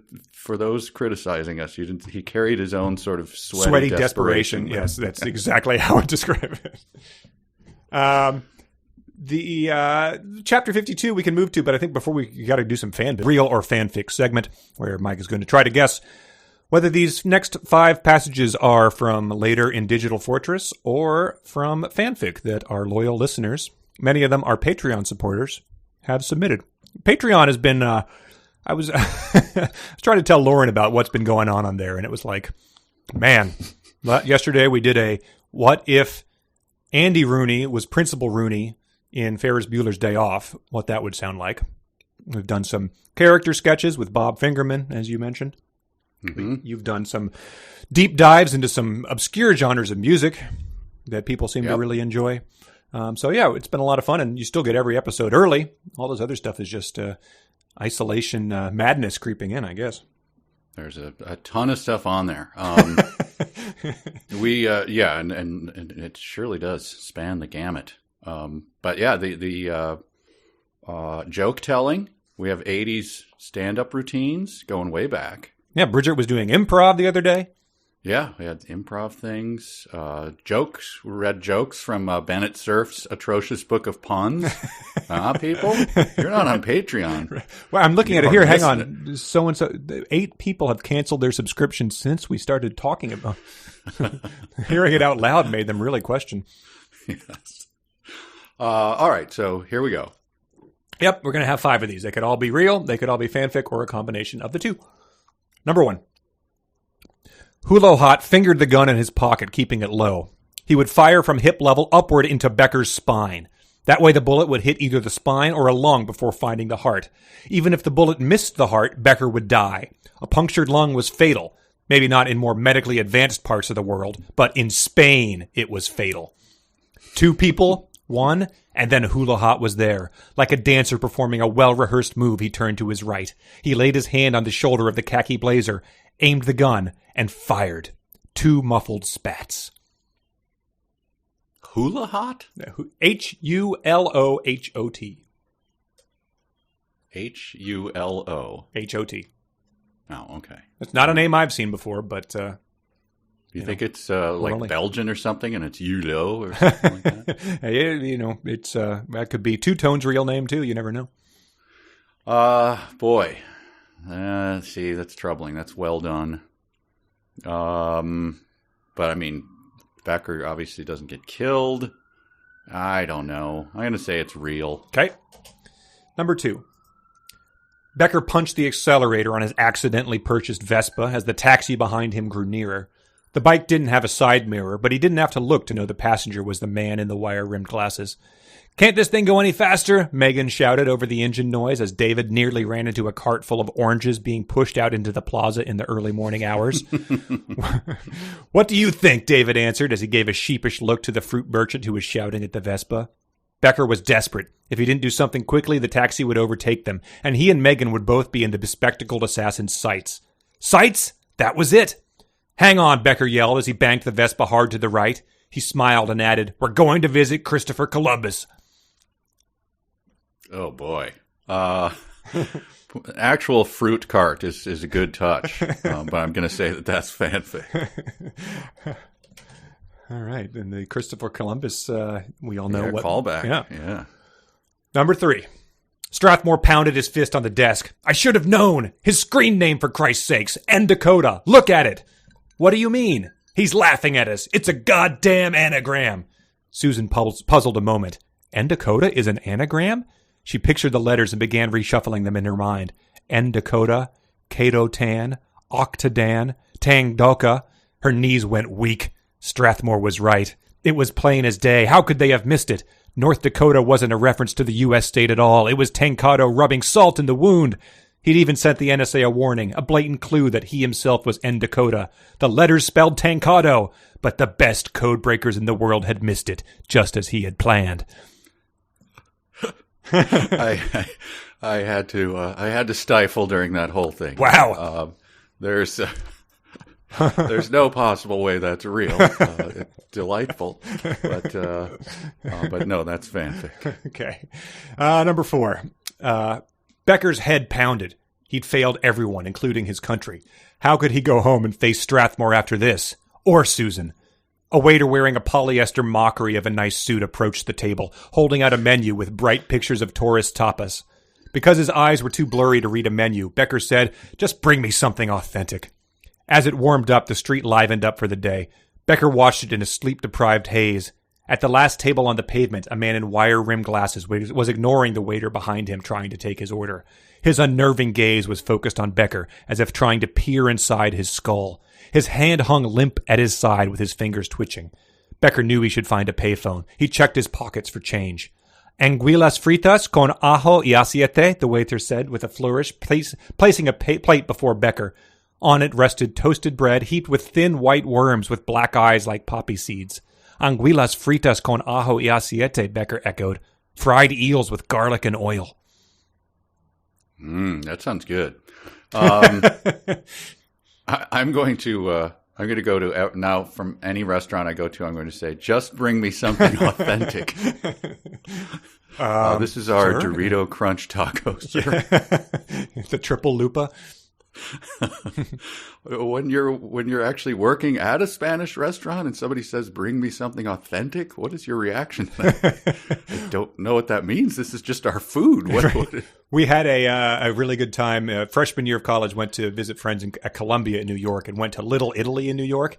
And my friend Justin, made a big deal out of trying to find a authentic Italian place in Little Italy, which I'm not sure how he was judging it, like based on like which picture of Robert De Niro in their window was the newest or something. They were all clearly tourist traps. Yes. Well, I think that one is. I'm going to say it's real. Okay. And number 5, the final one. The Tokyo morning was crisp and bright. Tokugen Numataka strode furiously across the helipad, cell phone clasped in his fist. Betrayal. Something he'd thought that only the foolish and inexperienced would have to suffer. He'd woken to the offending email less than an hour ago. Numatech is mine unless you follow my demands. Await further instructions. Regards, N Dakota.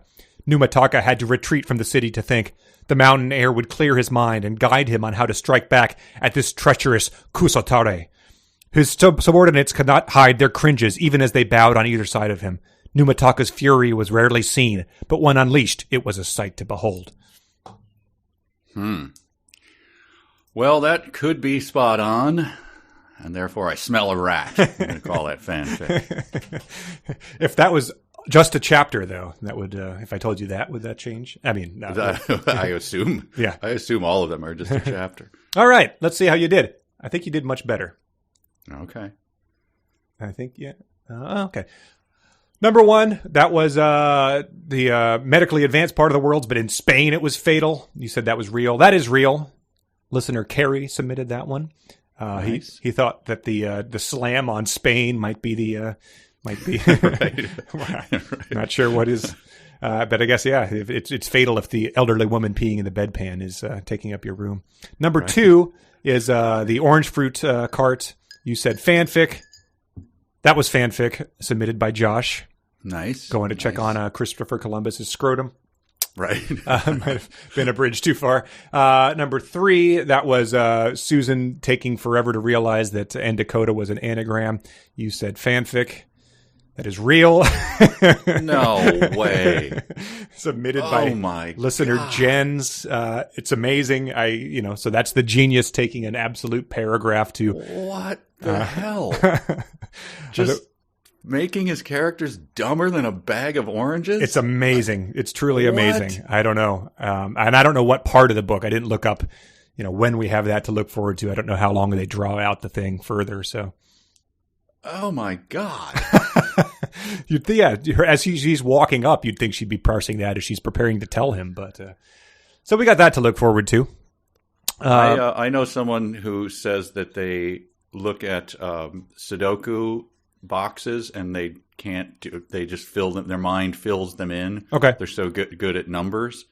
And wouldn't you think that a code breaker kind of looks at the world that way, so that when they see an anagram for the guy who's about to destroy the world, that they might be just playing with it in their mind or something. But anyway, never mind. 7-letter anagram is what it is. And so, that was the, when you play those word games, that's usually the amount of letters you get, like make the words out of these. And so, anyway, so that's, that is 2 out of 3 wrong so far. I'm sorry. That is 2 out of 3 correct so far. Next one is the eels. And these can be something authentic. You said real. That is fanfic submitted by Marie. That's good. Yep. So that's 2 out of 4. Hand it to you. And then the final one was the one you said was too convincing, so therefore you smelled a rat. You said fanfic. That is fanfic submitted by Con, the Fury of Numataka. Barely over 50%, baby. 3 out of 5. So, yep. Well done, everybody. Send them in. You see what works now, and keep trying to do it. Do you want to do the next one? Let's have you read the next one. We got to do one of those per book. Yeah, I'll do that. So, you putting in the fish, the fried eels, good hook for me. I bet. And if people have submitted ones they think are convincing, like that one that they submitted of the idiot genius sussing out the anagram. Someone submitted that, so send those in too. Right. Let's get back to where we were. Which is chapter 52. Yep. So they're headed to Club Embrujo, which means warlock. Why do they have to do that? Because everyone in this book, when they speak, they speak in their language and then they say it in English. So you should have just been on the sign. Club Embrujo. That means warlock. Should have been on the sign of the club. But. Yeah. Later, chapter 55, we get... he meets another punk, and Becker just wearily thinks to himself, doesn't anyone speak Spanish in this damn country? So it's like he's even sort of like throwing it out the window at this point in time. Right. We covered the notable part of this in a real or fanfic, the punks sort of messing with him, but someone is puking in the audience. I thought all that was missing was that old naked lady in her bedpan from the hospital. Right. I just had, the only thing I took from it was the dumb sentence, someone nearby started vomiting. So we don't get any idea whether they finished vomiting. They just started. But my chapter summary was, guy in the glasses gets a taxi. That's pretty much what happens, right? Yeah, and the taxi sort of gives him the they only come out at night type of reaction. He goes, weirder crowd every night. It's like, is the guy with glasses that weird? Like, is he wearing like a feather boa and carrying a ventriloquist puppet? Like, I don't know, Right. I think this was pulled out in the real or fanfic, but a teenage girl stared up at him looking like something out of Dawn of the Dead. Like, oh, Dan Brown, don't try to do these kind of, sort of arch humor or something like, ugh, Yeah. your examples are terrible. Yeah, that's the end of that. Chapter 53 is, speaking of Bob Kraft of the Patriots, the Numa guy himself is getting the Orchids of Asia treatment from a masseuse. He's getting a massage to completion, as they say. Yep, that's it. Yes. And that is the chapter. Yep. His subplot continues to be advanced 180 words at a time. She ground her palms into the fleshy pockets surrounding his shoulder blades. Yes. What are the fleshy pockets surrounding? I don't know. Mine are not particularly fleshy. Pockets are hollow, right? They're not. They're so surrounding. So the fleshy pockets. Like you can work a finger down into a collarbone, maybe. I don't know, but that's not fleshy. That's obviously bony. Yeah. Fleshy pockets. All right. Thick fleshed, hopefully. Oh, and sweaty as hell. All right. Chapter 55. That's like two. Yeah. Here we go. This is he meets the punk named Two Tone, who is just the punks in Teenage Mutant Ninja Turtles movies were more well thought out than this guy. He's got a two-tone of hair color. He's got a safety pin in his nose, and it just is pretty stupid. Yes. Yeah. He wait, comes are you on chapter? You're on chapter 55. I'm sorry, we skipped chapter 54. 54. There's not much, but I did have a sonic challenge for you. Oh boy. You ready? Okay. You have to memorize some lines. Okay. I think I see what it's going to be, but yeah, you got it. This is let's see. Chartrukian is arguing with someone off screen. Mm-hmm. You don't believe me? The sound of more arguing rose. We have a virus. Then the sound of harsh yelling. We need to call Jabba. Then there were sounds of a struggle. Let me go. So I'll read the line. All three of those? Okay, yeah. I'll read the line, and you do the sounds in between. Okay. Do you have it there in front of you? Yep, I had that pulled out because it was such crappy writing. Okay, so I'll be Chartrukian, and you be the sounds. Okay? You don't believe me? That's We arguing. have a virus.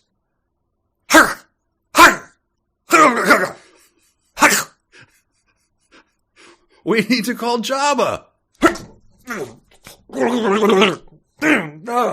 Let me go. All right, well done. So yeah, that was rising arguing, harsh yelling, and the sounds of a struggle. Yes. Okay. Well, the two can play at this game. The Chartrukian then falls to his death off of like a 160-foot ladder. The noise that followed was barely human. It was a long, wailing cry of horror, like a tortured animal about to die, that ended abruptly as it has begun. Then there was a silence. So just in case you thought that there would be noise after the noise ended, there was a silence.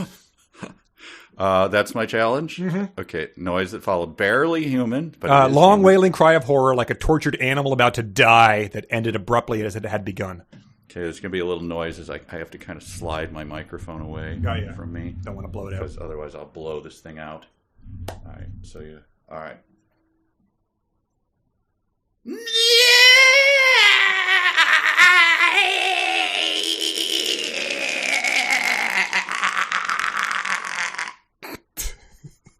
I thought that was a tortured capybara. Is that the animal that was you were going for? Okay. Fainting goat, maybe? Well, one of my favorite animals, by the way. I almost talked one of our coworkers into because he has a pool and you need a pool. Almost talked him into buying a capybara. I remember that. He didn't. He's married, so obviously Obviously didn't pan out, but that would have been my greatest thing. Yeah, he would have been probably a Tiger King documentary by this point in time. Yeah. I remember that. That was like, around the shuffleboard table or something on a Friday afternoon. And like, I was like, got to get something done. I walked out the capybara talk, and it was like sort of hard to get into the bit, because I hadn't been there in the first place. And I came back like an hour later, and it was still capybara talk. And I was like, my God, can we please move on from... That's what we do at Riff Tracks, people. All right. Chapter 55. Let's get to two-tone. Two-tone. Here we go.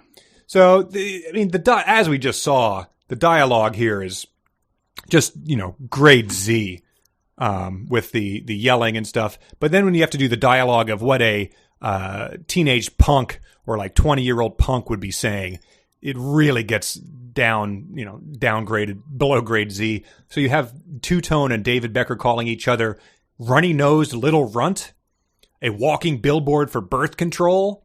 Oh, God, and that is the worst. And then just your traditional Beavis and Butthead ass wipe.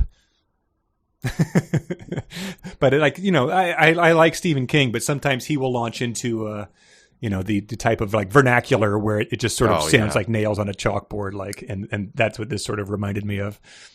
Yeah, no shit, Sherlock. Yeah, that type of thing. Oh my God. But before we get to that, the reiteration of this crap of him, Becker's patience ran out. Wasn't he supposed to be in the Smokies with Susan? What was he doing in Spain, arguing with a psychotic adolescent? Like, yes, that's what's happening. Right. Why are you reiterating it? Right. How stupid do you think we are? This happened like a paragraph ago. It's why does he continue to have to point back to his own plot? Yeah, unless it's one of those, previously on Breaking Bad segments that would start because it had been a week and you had forgotten. I don't know what to do, especially because it's not like him thinking about questioning his actual actions. He's like, why haven't I called for help yet? That would be a good question to sit and sort of toss over in your head for a few minutes. Yeah. Or the man in wire-rimmed glasses said to himself, boy, it sure is hot here in Spain where I am looking for a guy to assassinate. That's the kind of stuff that he's doing. He's not thinking that. Right. Wasn't he supposed to be in the Smokies with Susan? Very strange sentence construction. Anyway. Yeah, you might as well have him just be like, David decided that he needed to put his left foot in front of his right and then alternate, making himself, ambulatory towards the bathroom. We do get I was surprised to hear this little detail. Becker corrected him as he flagged a passing waitress. He bought two Aguila, is that the beer? I'm not familiar, but Aguila beers and handed one to Two-Tone. The boy looked shocked. He took a swig of beer and eyed Becker warily. I gotta hand it to the punk clubs. Great service. He flagged a passing waitress. So everyone's jumping around and hitting each other with pool cues and pulling out each other's safety pins and punching each other in the face and shaking the blood on each other as the music is going crazy. And he holds up a finger. Ma'am, would it be all right if I had two of your finest flagons of ale? Why, of course, sir. Here you are. Oh, you have them right on you, do you? Jolly good. Right. You go to the Bellagio and are sitting at a gaming table or something and you ask for two Aguilas and it takes 5 or 10 minutes for them to make the rounds because they're not walking around with every drink possible to serve you. Oh, well, that's just a fact I didn't know. You can bag on the Spanish healthcare system all you want, but their liquor delivery systems are top notch. This was good too, because as we said, the dialogue is revolting and nothing is about it is amusing at all. But like the other punks are just loving it. He's again witty dialogue. This is all unedited. Two-Tone. Let me guess, because of your hair? No shit, Sherlock. Catchy name. You make that up yourself? Damn straight, he said proudly. I'm going to patent it. Becker scowled. You mean trademark it? The kid looked confused. You need a trademark for a name, Becker said. Not a patent. Whatever, the punk screamed in frustration, which I marked as an honest reaction. Yeah. The motley assortment of drunken and drugged out kids at the nearby tables were now in hysterics. So they're like pounding the table and like wetting their pants because they've come to this punk club, gotten hammered, and they're now watching a middle-aged guy fight with Two-Tone, and they think it is absolutely hilarious that he got served on trademark versus patent definitions.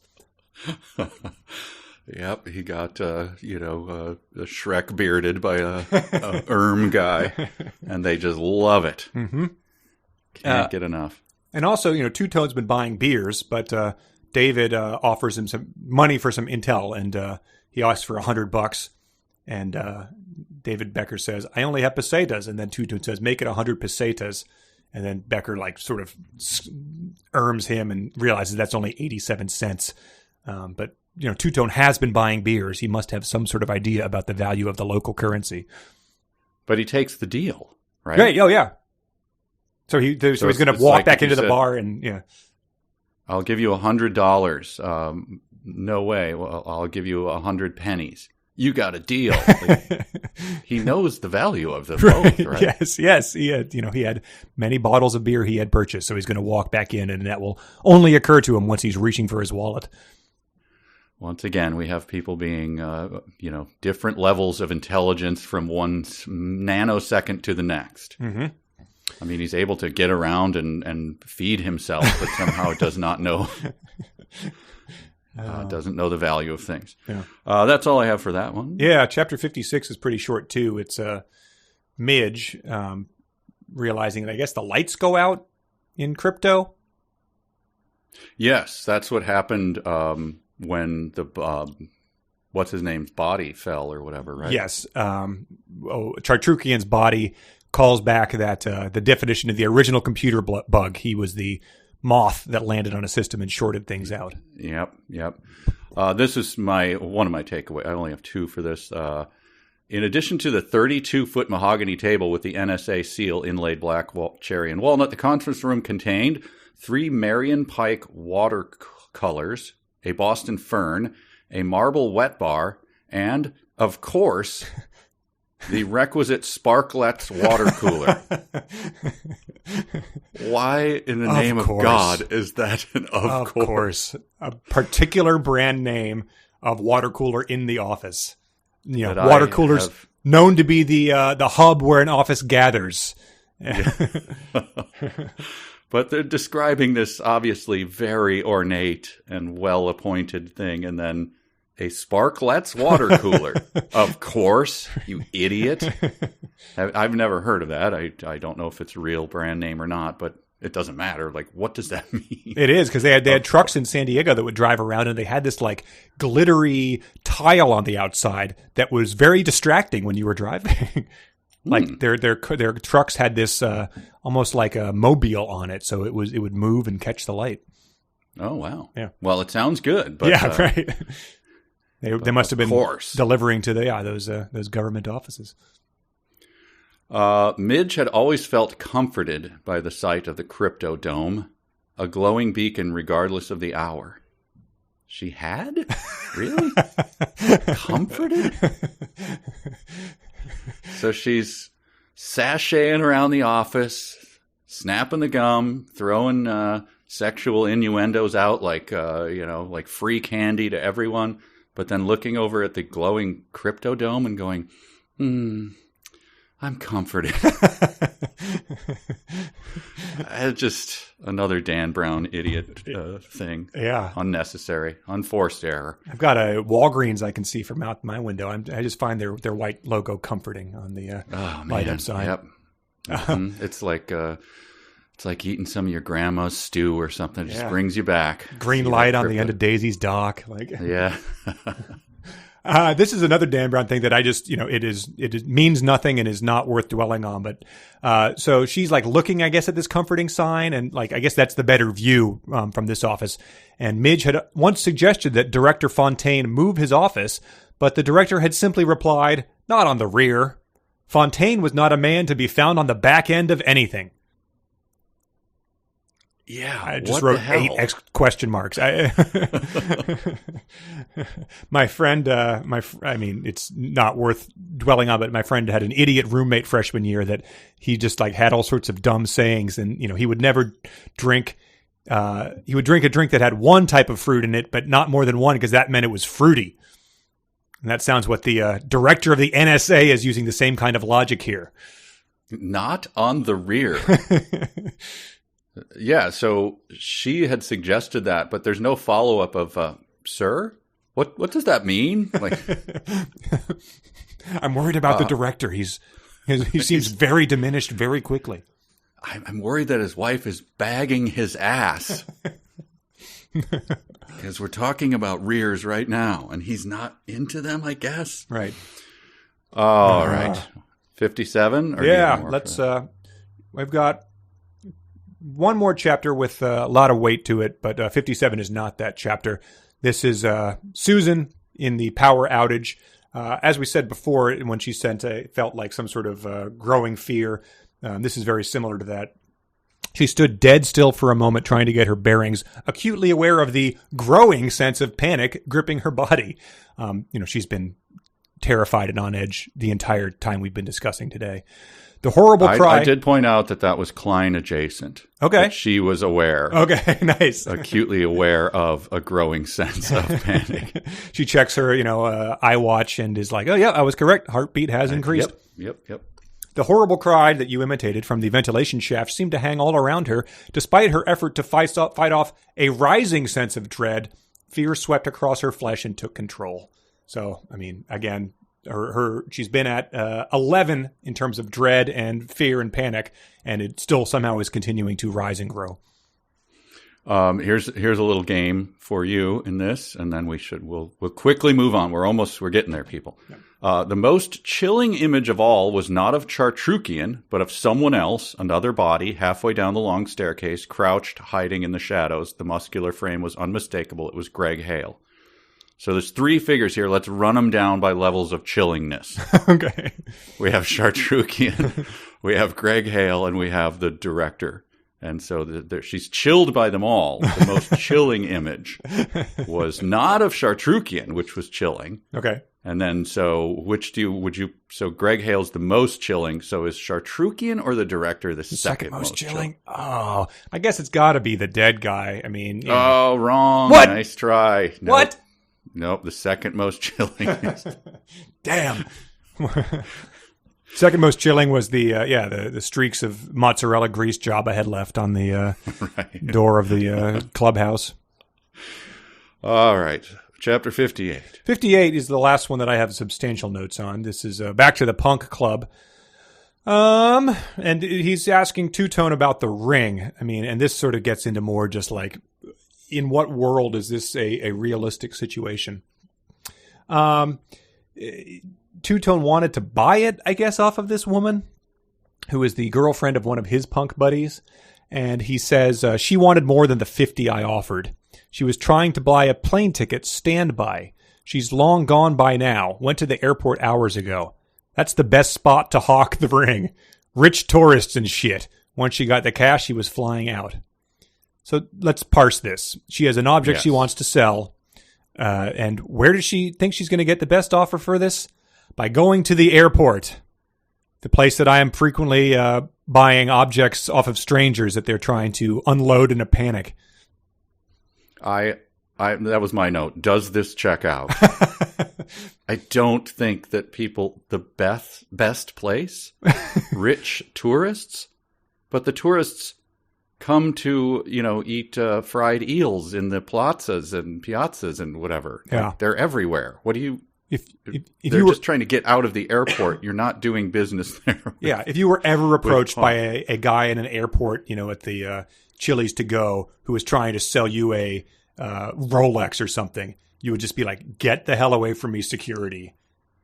Yes, that's another thing I don't like about Spain. Your stifling heat, your terrible medical system, and the inability to control you hawkers of bad jewelry at the airport. Your service, drink service is great. I'm not bagging your ass on that at all. Oh. But then it gets even more crazy because what's his name? Becker asks, what flight was she taking? She said something about the Roach coach. did she say something about the Roach Coach, or did she say, I'm taking the Roach Coach? Because when she has said the Roach Coach, that sort of leads you to believe that might be the... but Becker says, Roach Coach? Yeah, weekend red-eye, Seville, Madrid, LaGuardia. That's what they call it. College kids take it because it's cheap. Guess they sit in back and smoke roaches. So has he ever met a punk, smoked weed, or flown on an airplane? Because I don't think the smoking sections on planes even existed in '98, let alone weed smoking sections, which you'd be stopped immediately. It's also, what is going on with using that term? Like if I said to you, "Hey, I'm headed out to the Roach Coach. Can I get you a sandwich?" Right. You would say, you're flying and sitting in the back with a bunch of punks, and you're going to smoke roaches? Like, no, we all know what Roach Coach means, right? That's a phrase that has been around for many years. Okay, yeah, it was before food trucks were fancy. Before they were. Yes. That was what you would say for the taco truck that would show up outside of San Diego offices. It has never been applied to a airplane flight that shuttles punks back and forth. But then this is where it truly went off the rails for me. Becker checked his watch. It read 1:45 a.m. He turned to two-tone, confused. You said it's a 2 a.m. flight? The punk nodded, laughing. Looks like you're fucked, old man. Becker pointed angrily to his watch. But it's only 1:45. So this, it boggled the mind. He looked at a flight that departs at 2, saw that there was 15 minutes until that happened, and thought, I have time to intervene in this situation. Yes. Right? That's what the only, I didn't understand. I wouldn't be optimistic in that situation. Let's say I was dropping you off at the airport with 15 minutes to go to get the flight. You would not be optimistic in that situation, even though not this at is all. Pre-9/11. It's still, So that I had questions about that. I went to the dark web trying to see if there was any sort of explanation for just like diagrams, like what it takes to get through the Seville airport. Maybe it's smaller. Maybe it was pre-9/11. There was less security. Didn't find any of that stuff, but did find other incidences of this David Becker character just not having a good grasp on time.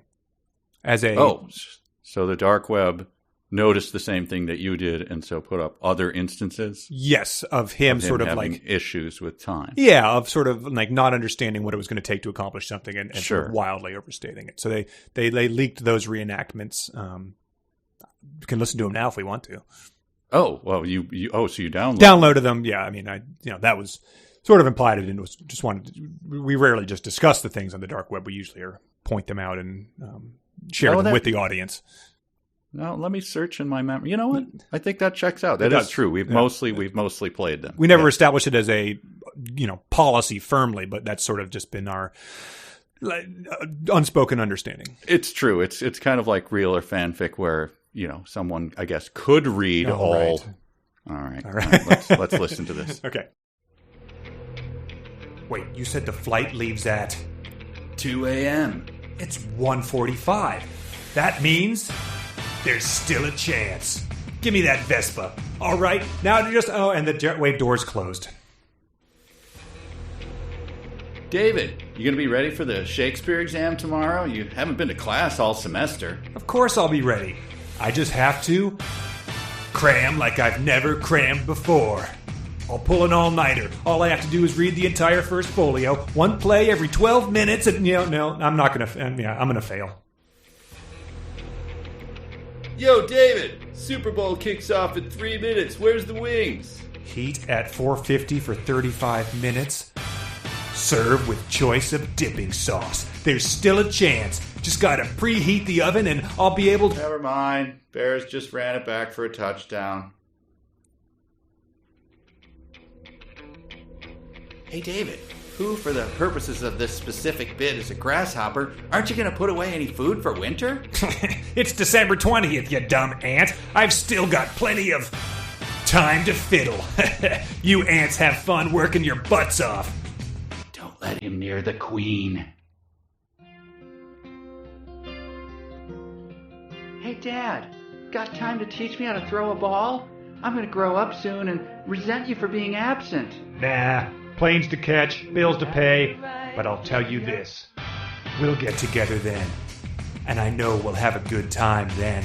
Looks like you blew it again. Hand over the car keys, old man. Hello, David. I'm acclaimed director Christopher Nolan. I'd like to direct a film about your life. Oh my God, Christopher Nolan! From Memento to Interstellar to Dunkirk, your films mess with the audience's expectation about time in ways no other director has explored. Finally, the unique way I perceive time will be justified, and... Nah, not doing the time-bending thing anymore. You're what? Yeah, was feeling boxed in. Didn't want to become a self-parody. Now I'm directing a movie about a dumbass who drinks a lot of juice. Damn it. Humiliating water fountain scene, take 1. So yeah, he seemed to have all sorts of issues, really, and it went some interesting directions. He was a grasshopper, and that sort of Aesop's fable, and met Christopher Nolan. So I mean, it's wow. Thank you, Dark Web. Yeah, they did some great job. They do good stuff. So this is even, the plot thickens more because listener Taylor wrote in and said he has noticed some more misprints in my copy of the book. And this is the dodecahedron syndrome from Armada. In his copy of the book, which is blue cover with a green text, it said 1:45 p.m. And he's getting to the airport, which would imply then he has, over 12 hours to get there. But that's absurd because it's the punk club and people are hammered in the middle of the night. So maybe they realized that this didn't check out time-wise, but they just wanted to change the A to a P type of thing instead of changing the actual timing. I don't know. It just doesn't seem that hard. It's so stupid. To make that, it's I don't know. To make that time work out. So... but so the clock is ticking. He has 15 minutes. He runs. He asks the bouncer to hire him a taxi. That's not going to happen. Doesn't take enough time. And then a couple pulls up on a Vespa and he gives them a 10,000 peseta note. They say grazie. And then he tossed Becker the keys to the Vespa. Then he grabbed his girlfriend's hand and they ran off laughing into the building. Aspetta, Becker yelled. Wait, I wanted a ride. And that's how the chapter ends. Chapter ends with a key flip exchange cliche from what? Probably done. I mean, it had to be done in the 40s, probably, but I think more of like a wacky 60s movie. Like, I gotta get her at the gate. You can't park here. You can't park here. It's yours. Keep it. Yep. Roadhouse opens with one. As you recall. To a homeless guy. Yeah. Yeah. Wow. I feel like there might be one in Over the Top too. Like the kid drives to the airport or something. Oh wow. The Sun? There's one in. Is it Crossroads? Does Crossroads have one? It very well might. I think it does. We've done at least 5 or 6 movies with key flip exchange. It's good for Dan drama. Brown was ahead of the curve on that. Yep. And then, we move on to chapter 59, where we get another one of your favorite things. Commander, Greg Hale is North Dakota. There was a seemingly endless beat of silence in the dark. Finally, Strathmore replied. Commander, are you... big news. We should probably act on this information because he is in the clubhouse, so... I will go steep a bag of tea, and I'll be back Yes, when you're right. ready to respond to that. I know your ass has been getting bagged, but that's no excuse for not leaping into action. Here's good solid prose here, good action prose. Susan went on to explain how Hale had stopped her tracer. I love when someone in a novel went on to explain. You don't say. Wow, I wish we could hear what she's explaining. That sounds thrilling. Right, yes. Information we already know. Yes. And they end up that chapter by locking the hatch, which is like a submarine hatch, into the bottom of the translator's inner workings, thinking that Hale is still crouched down there as his most alarming self. But neither Strathmore nor Susan heard the faint steps in the direction of Node 3. So I guess he's gotten out of there as she was explaining it to him, or as he was pausing in silence for an extended period of time. I wondered if the the faint footsteps. I don't know how time works in this book. Could it be two-tone? You think that's who it is? Right, yeah, maybe they have employed their own version of Nolan time. That's all I have for that one. Yeah, and then chapter 60 is the final one of this section, which I just have a note about the plot, so if you've got any of the actual writing. I do have the two-tone felt a hand brush over his wallet. Okay. I mean, I guess. Your wallet doesn't really, have a sensation to it, but I guess you can feel that. It's just a strange... Yeah, it's good. Strange wording. Good that he does have a wallet though, because he's like living in the gutter and hammered and stuff. But does he have a like George Costanza wallet? Or does he have like Sandwich Club cards in the wallet? Like, is he? Right. He's got his platinum card. He pulled out 1,000 pesetas and went, "Oh God, I forget how much is this again? Damn it!" But then, yeah, it ends up with the wire rim glasses breaking his neck. So he's just, clearing up all these loose ends piece by piece. For what I don't know why he needed his neck broken, but yeah, it's just sort of the kiss of death that David Becker's passing on to everyone he meets. Man, two-tone, we hardly knew you. Oh, wow. Well, that's it for the meat of the book, but we still have some dumb sentences we can read to people. A sentence begins with a capital letter. A capital letter is a letter that's big. A capital letter is not a small letter. A capital letter is So big, these are going to be the big, dumb big. sentences of the week, submitted by our listeners. Lots to choose from this time, so let's get right to it. First of all was Janelle, who submitted, Jabba resembled a giant tadpole. I'm thinking, like Stinky the Hut. That's what I've got there. Stinky the Hut has been kidnapped? Wasn't that a line from the trailer? I think so. No, I don't think it was. I think Stinky, I don't know. It was definitely something we focused on, but I don't know if they ever called him Stinky the Hut. I think she called him Stinky. His name was Rota the Hutlet. Yes. Who was born from Jabba's brood pouches, because Huts reproduce asexually. That is information from 12 years ago that I somehow still remember. Well, so does Jabba. I guess so. That's why he had the pouch. nickname. Yeah. He just has a bunch of pepperoni pizza combos in his brood pouch. On his bulbous forehead, maybe? Isn't there an animal that keeps the young on the head? Is that a seahorse thing, maybe? Anyway, we're getting in the weeds. We are. All right. Andrew was. This is from Brinkerhoff. Midge, I have no life.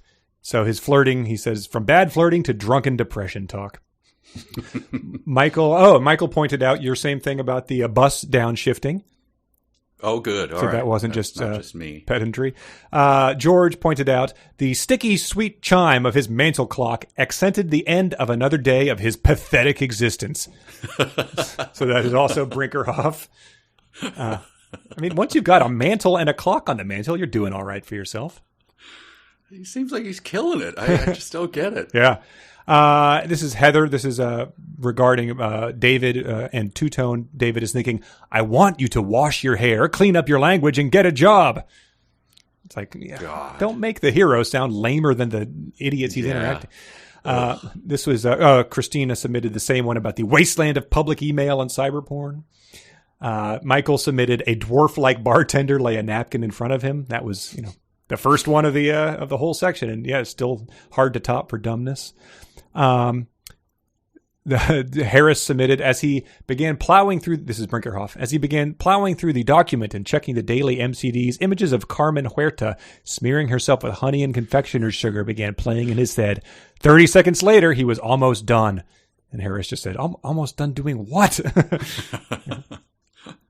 Jim submitted, unfortunately, like so many Divine Quests, this one Crusade ended in crucifixion. We had a lot of fun with that. Tom submitted Jabba sprayed Dr. Pepper all over his calzone. Ben submitted, he cursed the bartender and his jet lag. That's the dwarf-like bartender. And he said, Look, I'm far from an English major, but the way Dan Brown wrote this, it implies that the bartender is the one with the jet lag. And Becker is cursing it. Just add a comma and make the sentence just another boring sentence. That's the Oxford comma, lack thereof, hurting your point. Curtis submitted, of course, the officers of the NSA realized that stored data had value only if it was accessible. And he said, that's not really something someone has to realize, but At least they didn't feel themselves realizing it. Yes. Began to feel themselves realizing. Sherry had Midge helped herself to a glass of water, hoping it might calm her nerves. And Sherry said, I know in this time of stress and uncertainty, I've been downing water like it was water because of its anxiety-reducing properties. Mm-hmm. And Taylor submitted, his hair was thick, sandy blonde, and most importantly, all his own. He said, this sounds less like Brinkerhoff's hair is natural and more like he's no longer making payments on it. That is it. What do you have? We promised it, so I'll deliver it. Ever since Skipjack, whenever Midge had a sense that something suspicious was going on, she made an eerie transition from flirt to fiend. Why was it eerie? Yeah, So someone watching her get a suspicion was like, oh, man. Oh, I feel like something dead just walked past me. Oh, a cloud passes in front of the full moon and there's a distant howl. Yes. Yeah. That was submitted by Con as well. I did not read it because I knew you had it coming. I had a good one too. This is as Becker is he's leaving the hotel, still tipsy, but he starts chasing the bus. And it says, his usual squash agility was not with him though. And I just thought that usual squash agility was a tremendously dumb phrase to have to impart upon us. I had written that note about him feeling drunk over, half a vodka cranberry, and he's like cursing the bartender. Damn it, adding that vodka in there. And then I made a note about like the world's best squash player is just like felled by a lady drink. And then 2 sentences later, but his squash agility. Right. Like, really? We're actually picking that thread up? All right. Well, let's conclude the episode. We didn't have time for it last time, but we do today. Some emails from our listeners. We're going to the party. We're going to the game. We're going to the disco. We're going to cruise out, man. So we first have a couple of episodes about Dan Brown's masterclass. This first one comes from Mike. He says, a brief masterclass update. I think Mike is the guy who's been watching the Dan Brown masterclass. Mm-hmm. And at one point, Brown informs us there is no greater task than editing. He said it with a straight face. Brown also appears to value page turning more than anything else. I think that's very clear. So he says, as long as you turn that page, he's doing his job. He does admit there's a fine line between building suspense and annoying the hell out of the reader. Wow. Yeah. Oh, well. He also grabbed a screenshot during one of the lessons. What a bucket has to do with reminding. So the screenshot says, it says number 11, remind the reader of the stakes. And then there's a picture of a bucket. He says, I grabbed a screenshot during one of the lessons. What a bucket has to do with reminding the reader of the stakes eluded me, but my fellow jackals drew an immediate link to Blariana. And, yeah, I'm pleased about that every time there's give a little golf clap for that one. That's good. John also is, I think he was watching he got an ad for the masterclass. And he's posted it to the Facebook group page, but wanted to share it here too. I found an amazing quote from Dan Brown where he likens his writing process to Aerosmith's process, red flag already, of daring to suck. He even mentions it in the YouTube ad for his masterclass. And he says, as you can see below, I think he forgot the part of the process where you improve on your suckiness. So he has this clip. Wow. I'm not sure how we got this clip, but maybe it's an interview or maybe he watched the masterclass, but it says, this is Dan Brown. Strangely, I learned a lot about creativity from someone who was very different than I. A man named Steven Tyler, who happens to be the lead singer of Aerosmith, which is a very strange way to put that. Who happens to be? Yeah, Steven Tyler just wakes up one day and they assign him that title. It's like Metamorphosis, except he's not a giant bug. Well, he kind of is. I had the experience of sitting next to him and talking about the creative process, and he told me, so he pretty much says Aerosmith has this process of daring to suck, where they come to a meeting with an idea that is just half-formed, and there's no judgment. They just say, like, I know this is probably going to suck, but, and he says 9 out of 10 times it's terrible, but the other 1 out of those times you get dude looks like a lady or love in an elevator. So. Wow. Okay. And that's supposed to. That's the high water mark. Okay. Did I ever tell you my son's experience with Steven Tyler? He was in Nashville, And he came out of I think a rather plain grocery store. Not a place you would expect to see Steven Tyler. And it was like 10 a.m. or something. Mm-hmm. And Steven Tyler was Steven Tyler, like he was done up. He wasn't, hiding behind sunglasses and wearing a khaki jacket or something. He looked like Jack Sparrow. Yeah, there was boas and everything. And my son just, because he almost ran into him, was like, "Hey, wow, Steven Tyler, how's it going?" And Steven Tyler, did a spin move and pointed double guns at him or something and went, "Woo!" or something like that. He, gave him the Steven Tyler experience. Wow, not bad. And then hopped into his car. And my son was pleased, put a little spring in his step for the whole day. Yeah, Steven Tyler made someone's day. Well, that was probably the day that Steven Tyler realized that he happened to be the lead singer of Aerosmith, so he was probably in a good mood. Oh my God, I just realized this is great. I'm going to stop buying ham buns and I'm going to go spin around in the parking lot. This next email comes from Andy. He says, I held back during the first week, but after a few more assignments, I feel pretty confident that Dan Brown invented Tenkado as a Japanese surname. In all my time studying Japan and living there, I've never heard a surname like this. What's more, in the Japanese localization of Digital Fortress, called Puzzle Palace, so we have another reader reading this in sort of a different language, Ensai Tenkado is written using characters reserved for non-Japanese words. Oh, wow. Yeah, it's a weird little detail. My only conclusion was that Dan Brown invented Tenkado as a vaguely Japanese-sounding name to fit his N-Dakota code name working backwards. I haven't read ahead, but this alone makes me think there is some major spoiler related to this. I hope there's something more clever here, but my conclusion does not inspire hope. So yeah, that's interesting about the characters reserved for non-Japanese words. I would just say that the first time I saw the name, I don't know much about Japanese language. Obviously, I don't. For half a year, I had a Japanese girlfriend who was trying to teach me a little bit. But when I saw the name, I was like, that does not strike me as a Japanese name. But, okay. I guess that's confirmed. Yeah. It'd be interesting to see what that looks like compared to actual Japanese characters, or maybe it just is a different subset of them that we wouldn't recognize. But good details. That and bouncy or whatever. Saucy meant juicy. Saucy. In Danish. This one is from Yanni. He said, I was trying desperately to distract myself from thinking about the most ignominious death a character had ever suffered in any of the 372 pages books we've read. I think this was based on Chartrukian plummeting into the guts of the computer and shorting it out like a moth. And he said, I think that led the way for him. But he said, and this is taking into account that we've read about people being stabbed with rat bones. That was an Eye of Argon. And having whips made out of their own internal organs, as happened in Shadow Moon. Oh, Shadow Moon, the book that shall not be named. So yeah, I don't know what I would think. I mean, there were some pretty bad ones in White Worm as well, I feel like. What about our hooker underneath 4,000 pounds of German? I guess that might have been what he was thinking about. So yeah, poor whatever her name was. Well, and then Blariana died as a sex slave next to her own poo bucket. So. Wow, you elicited a laugh out of me for that. Thanks a lot. Thanks so much. So now you look like a monster. A good topic of debate.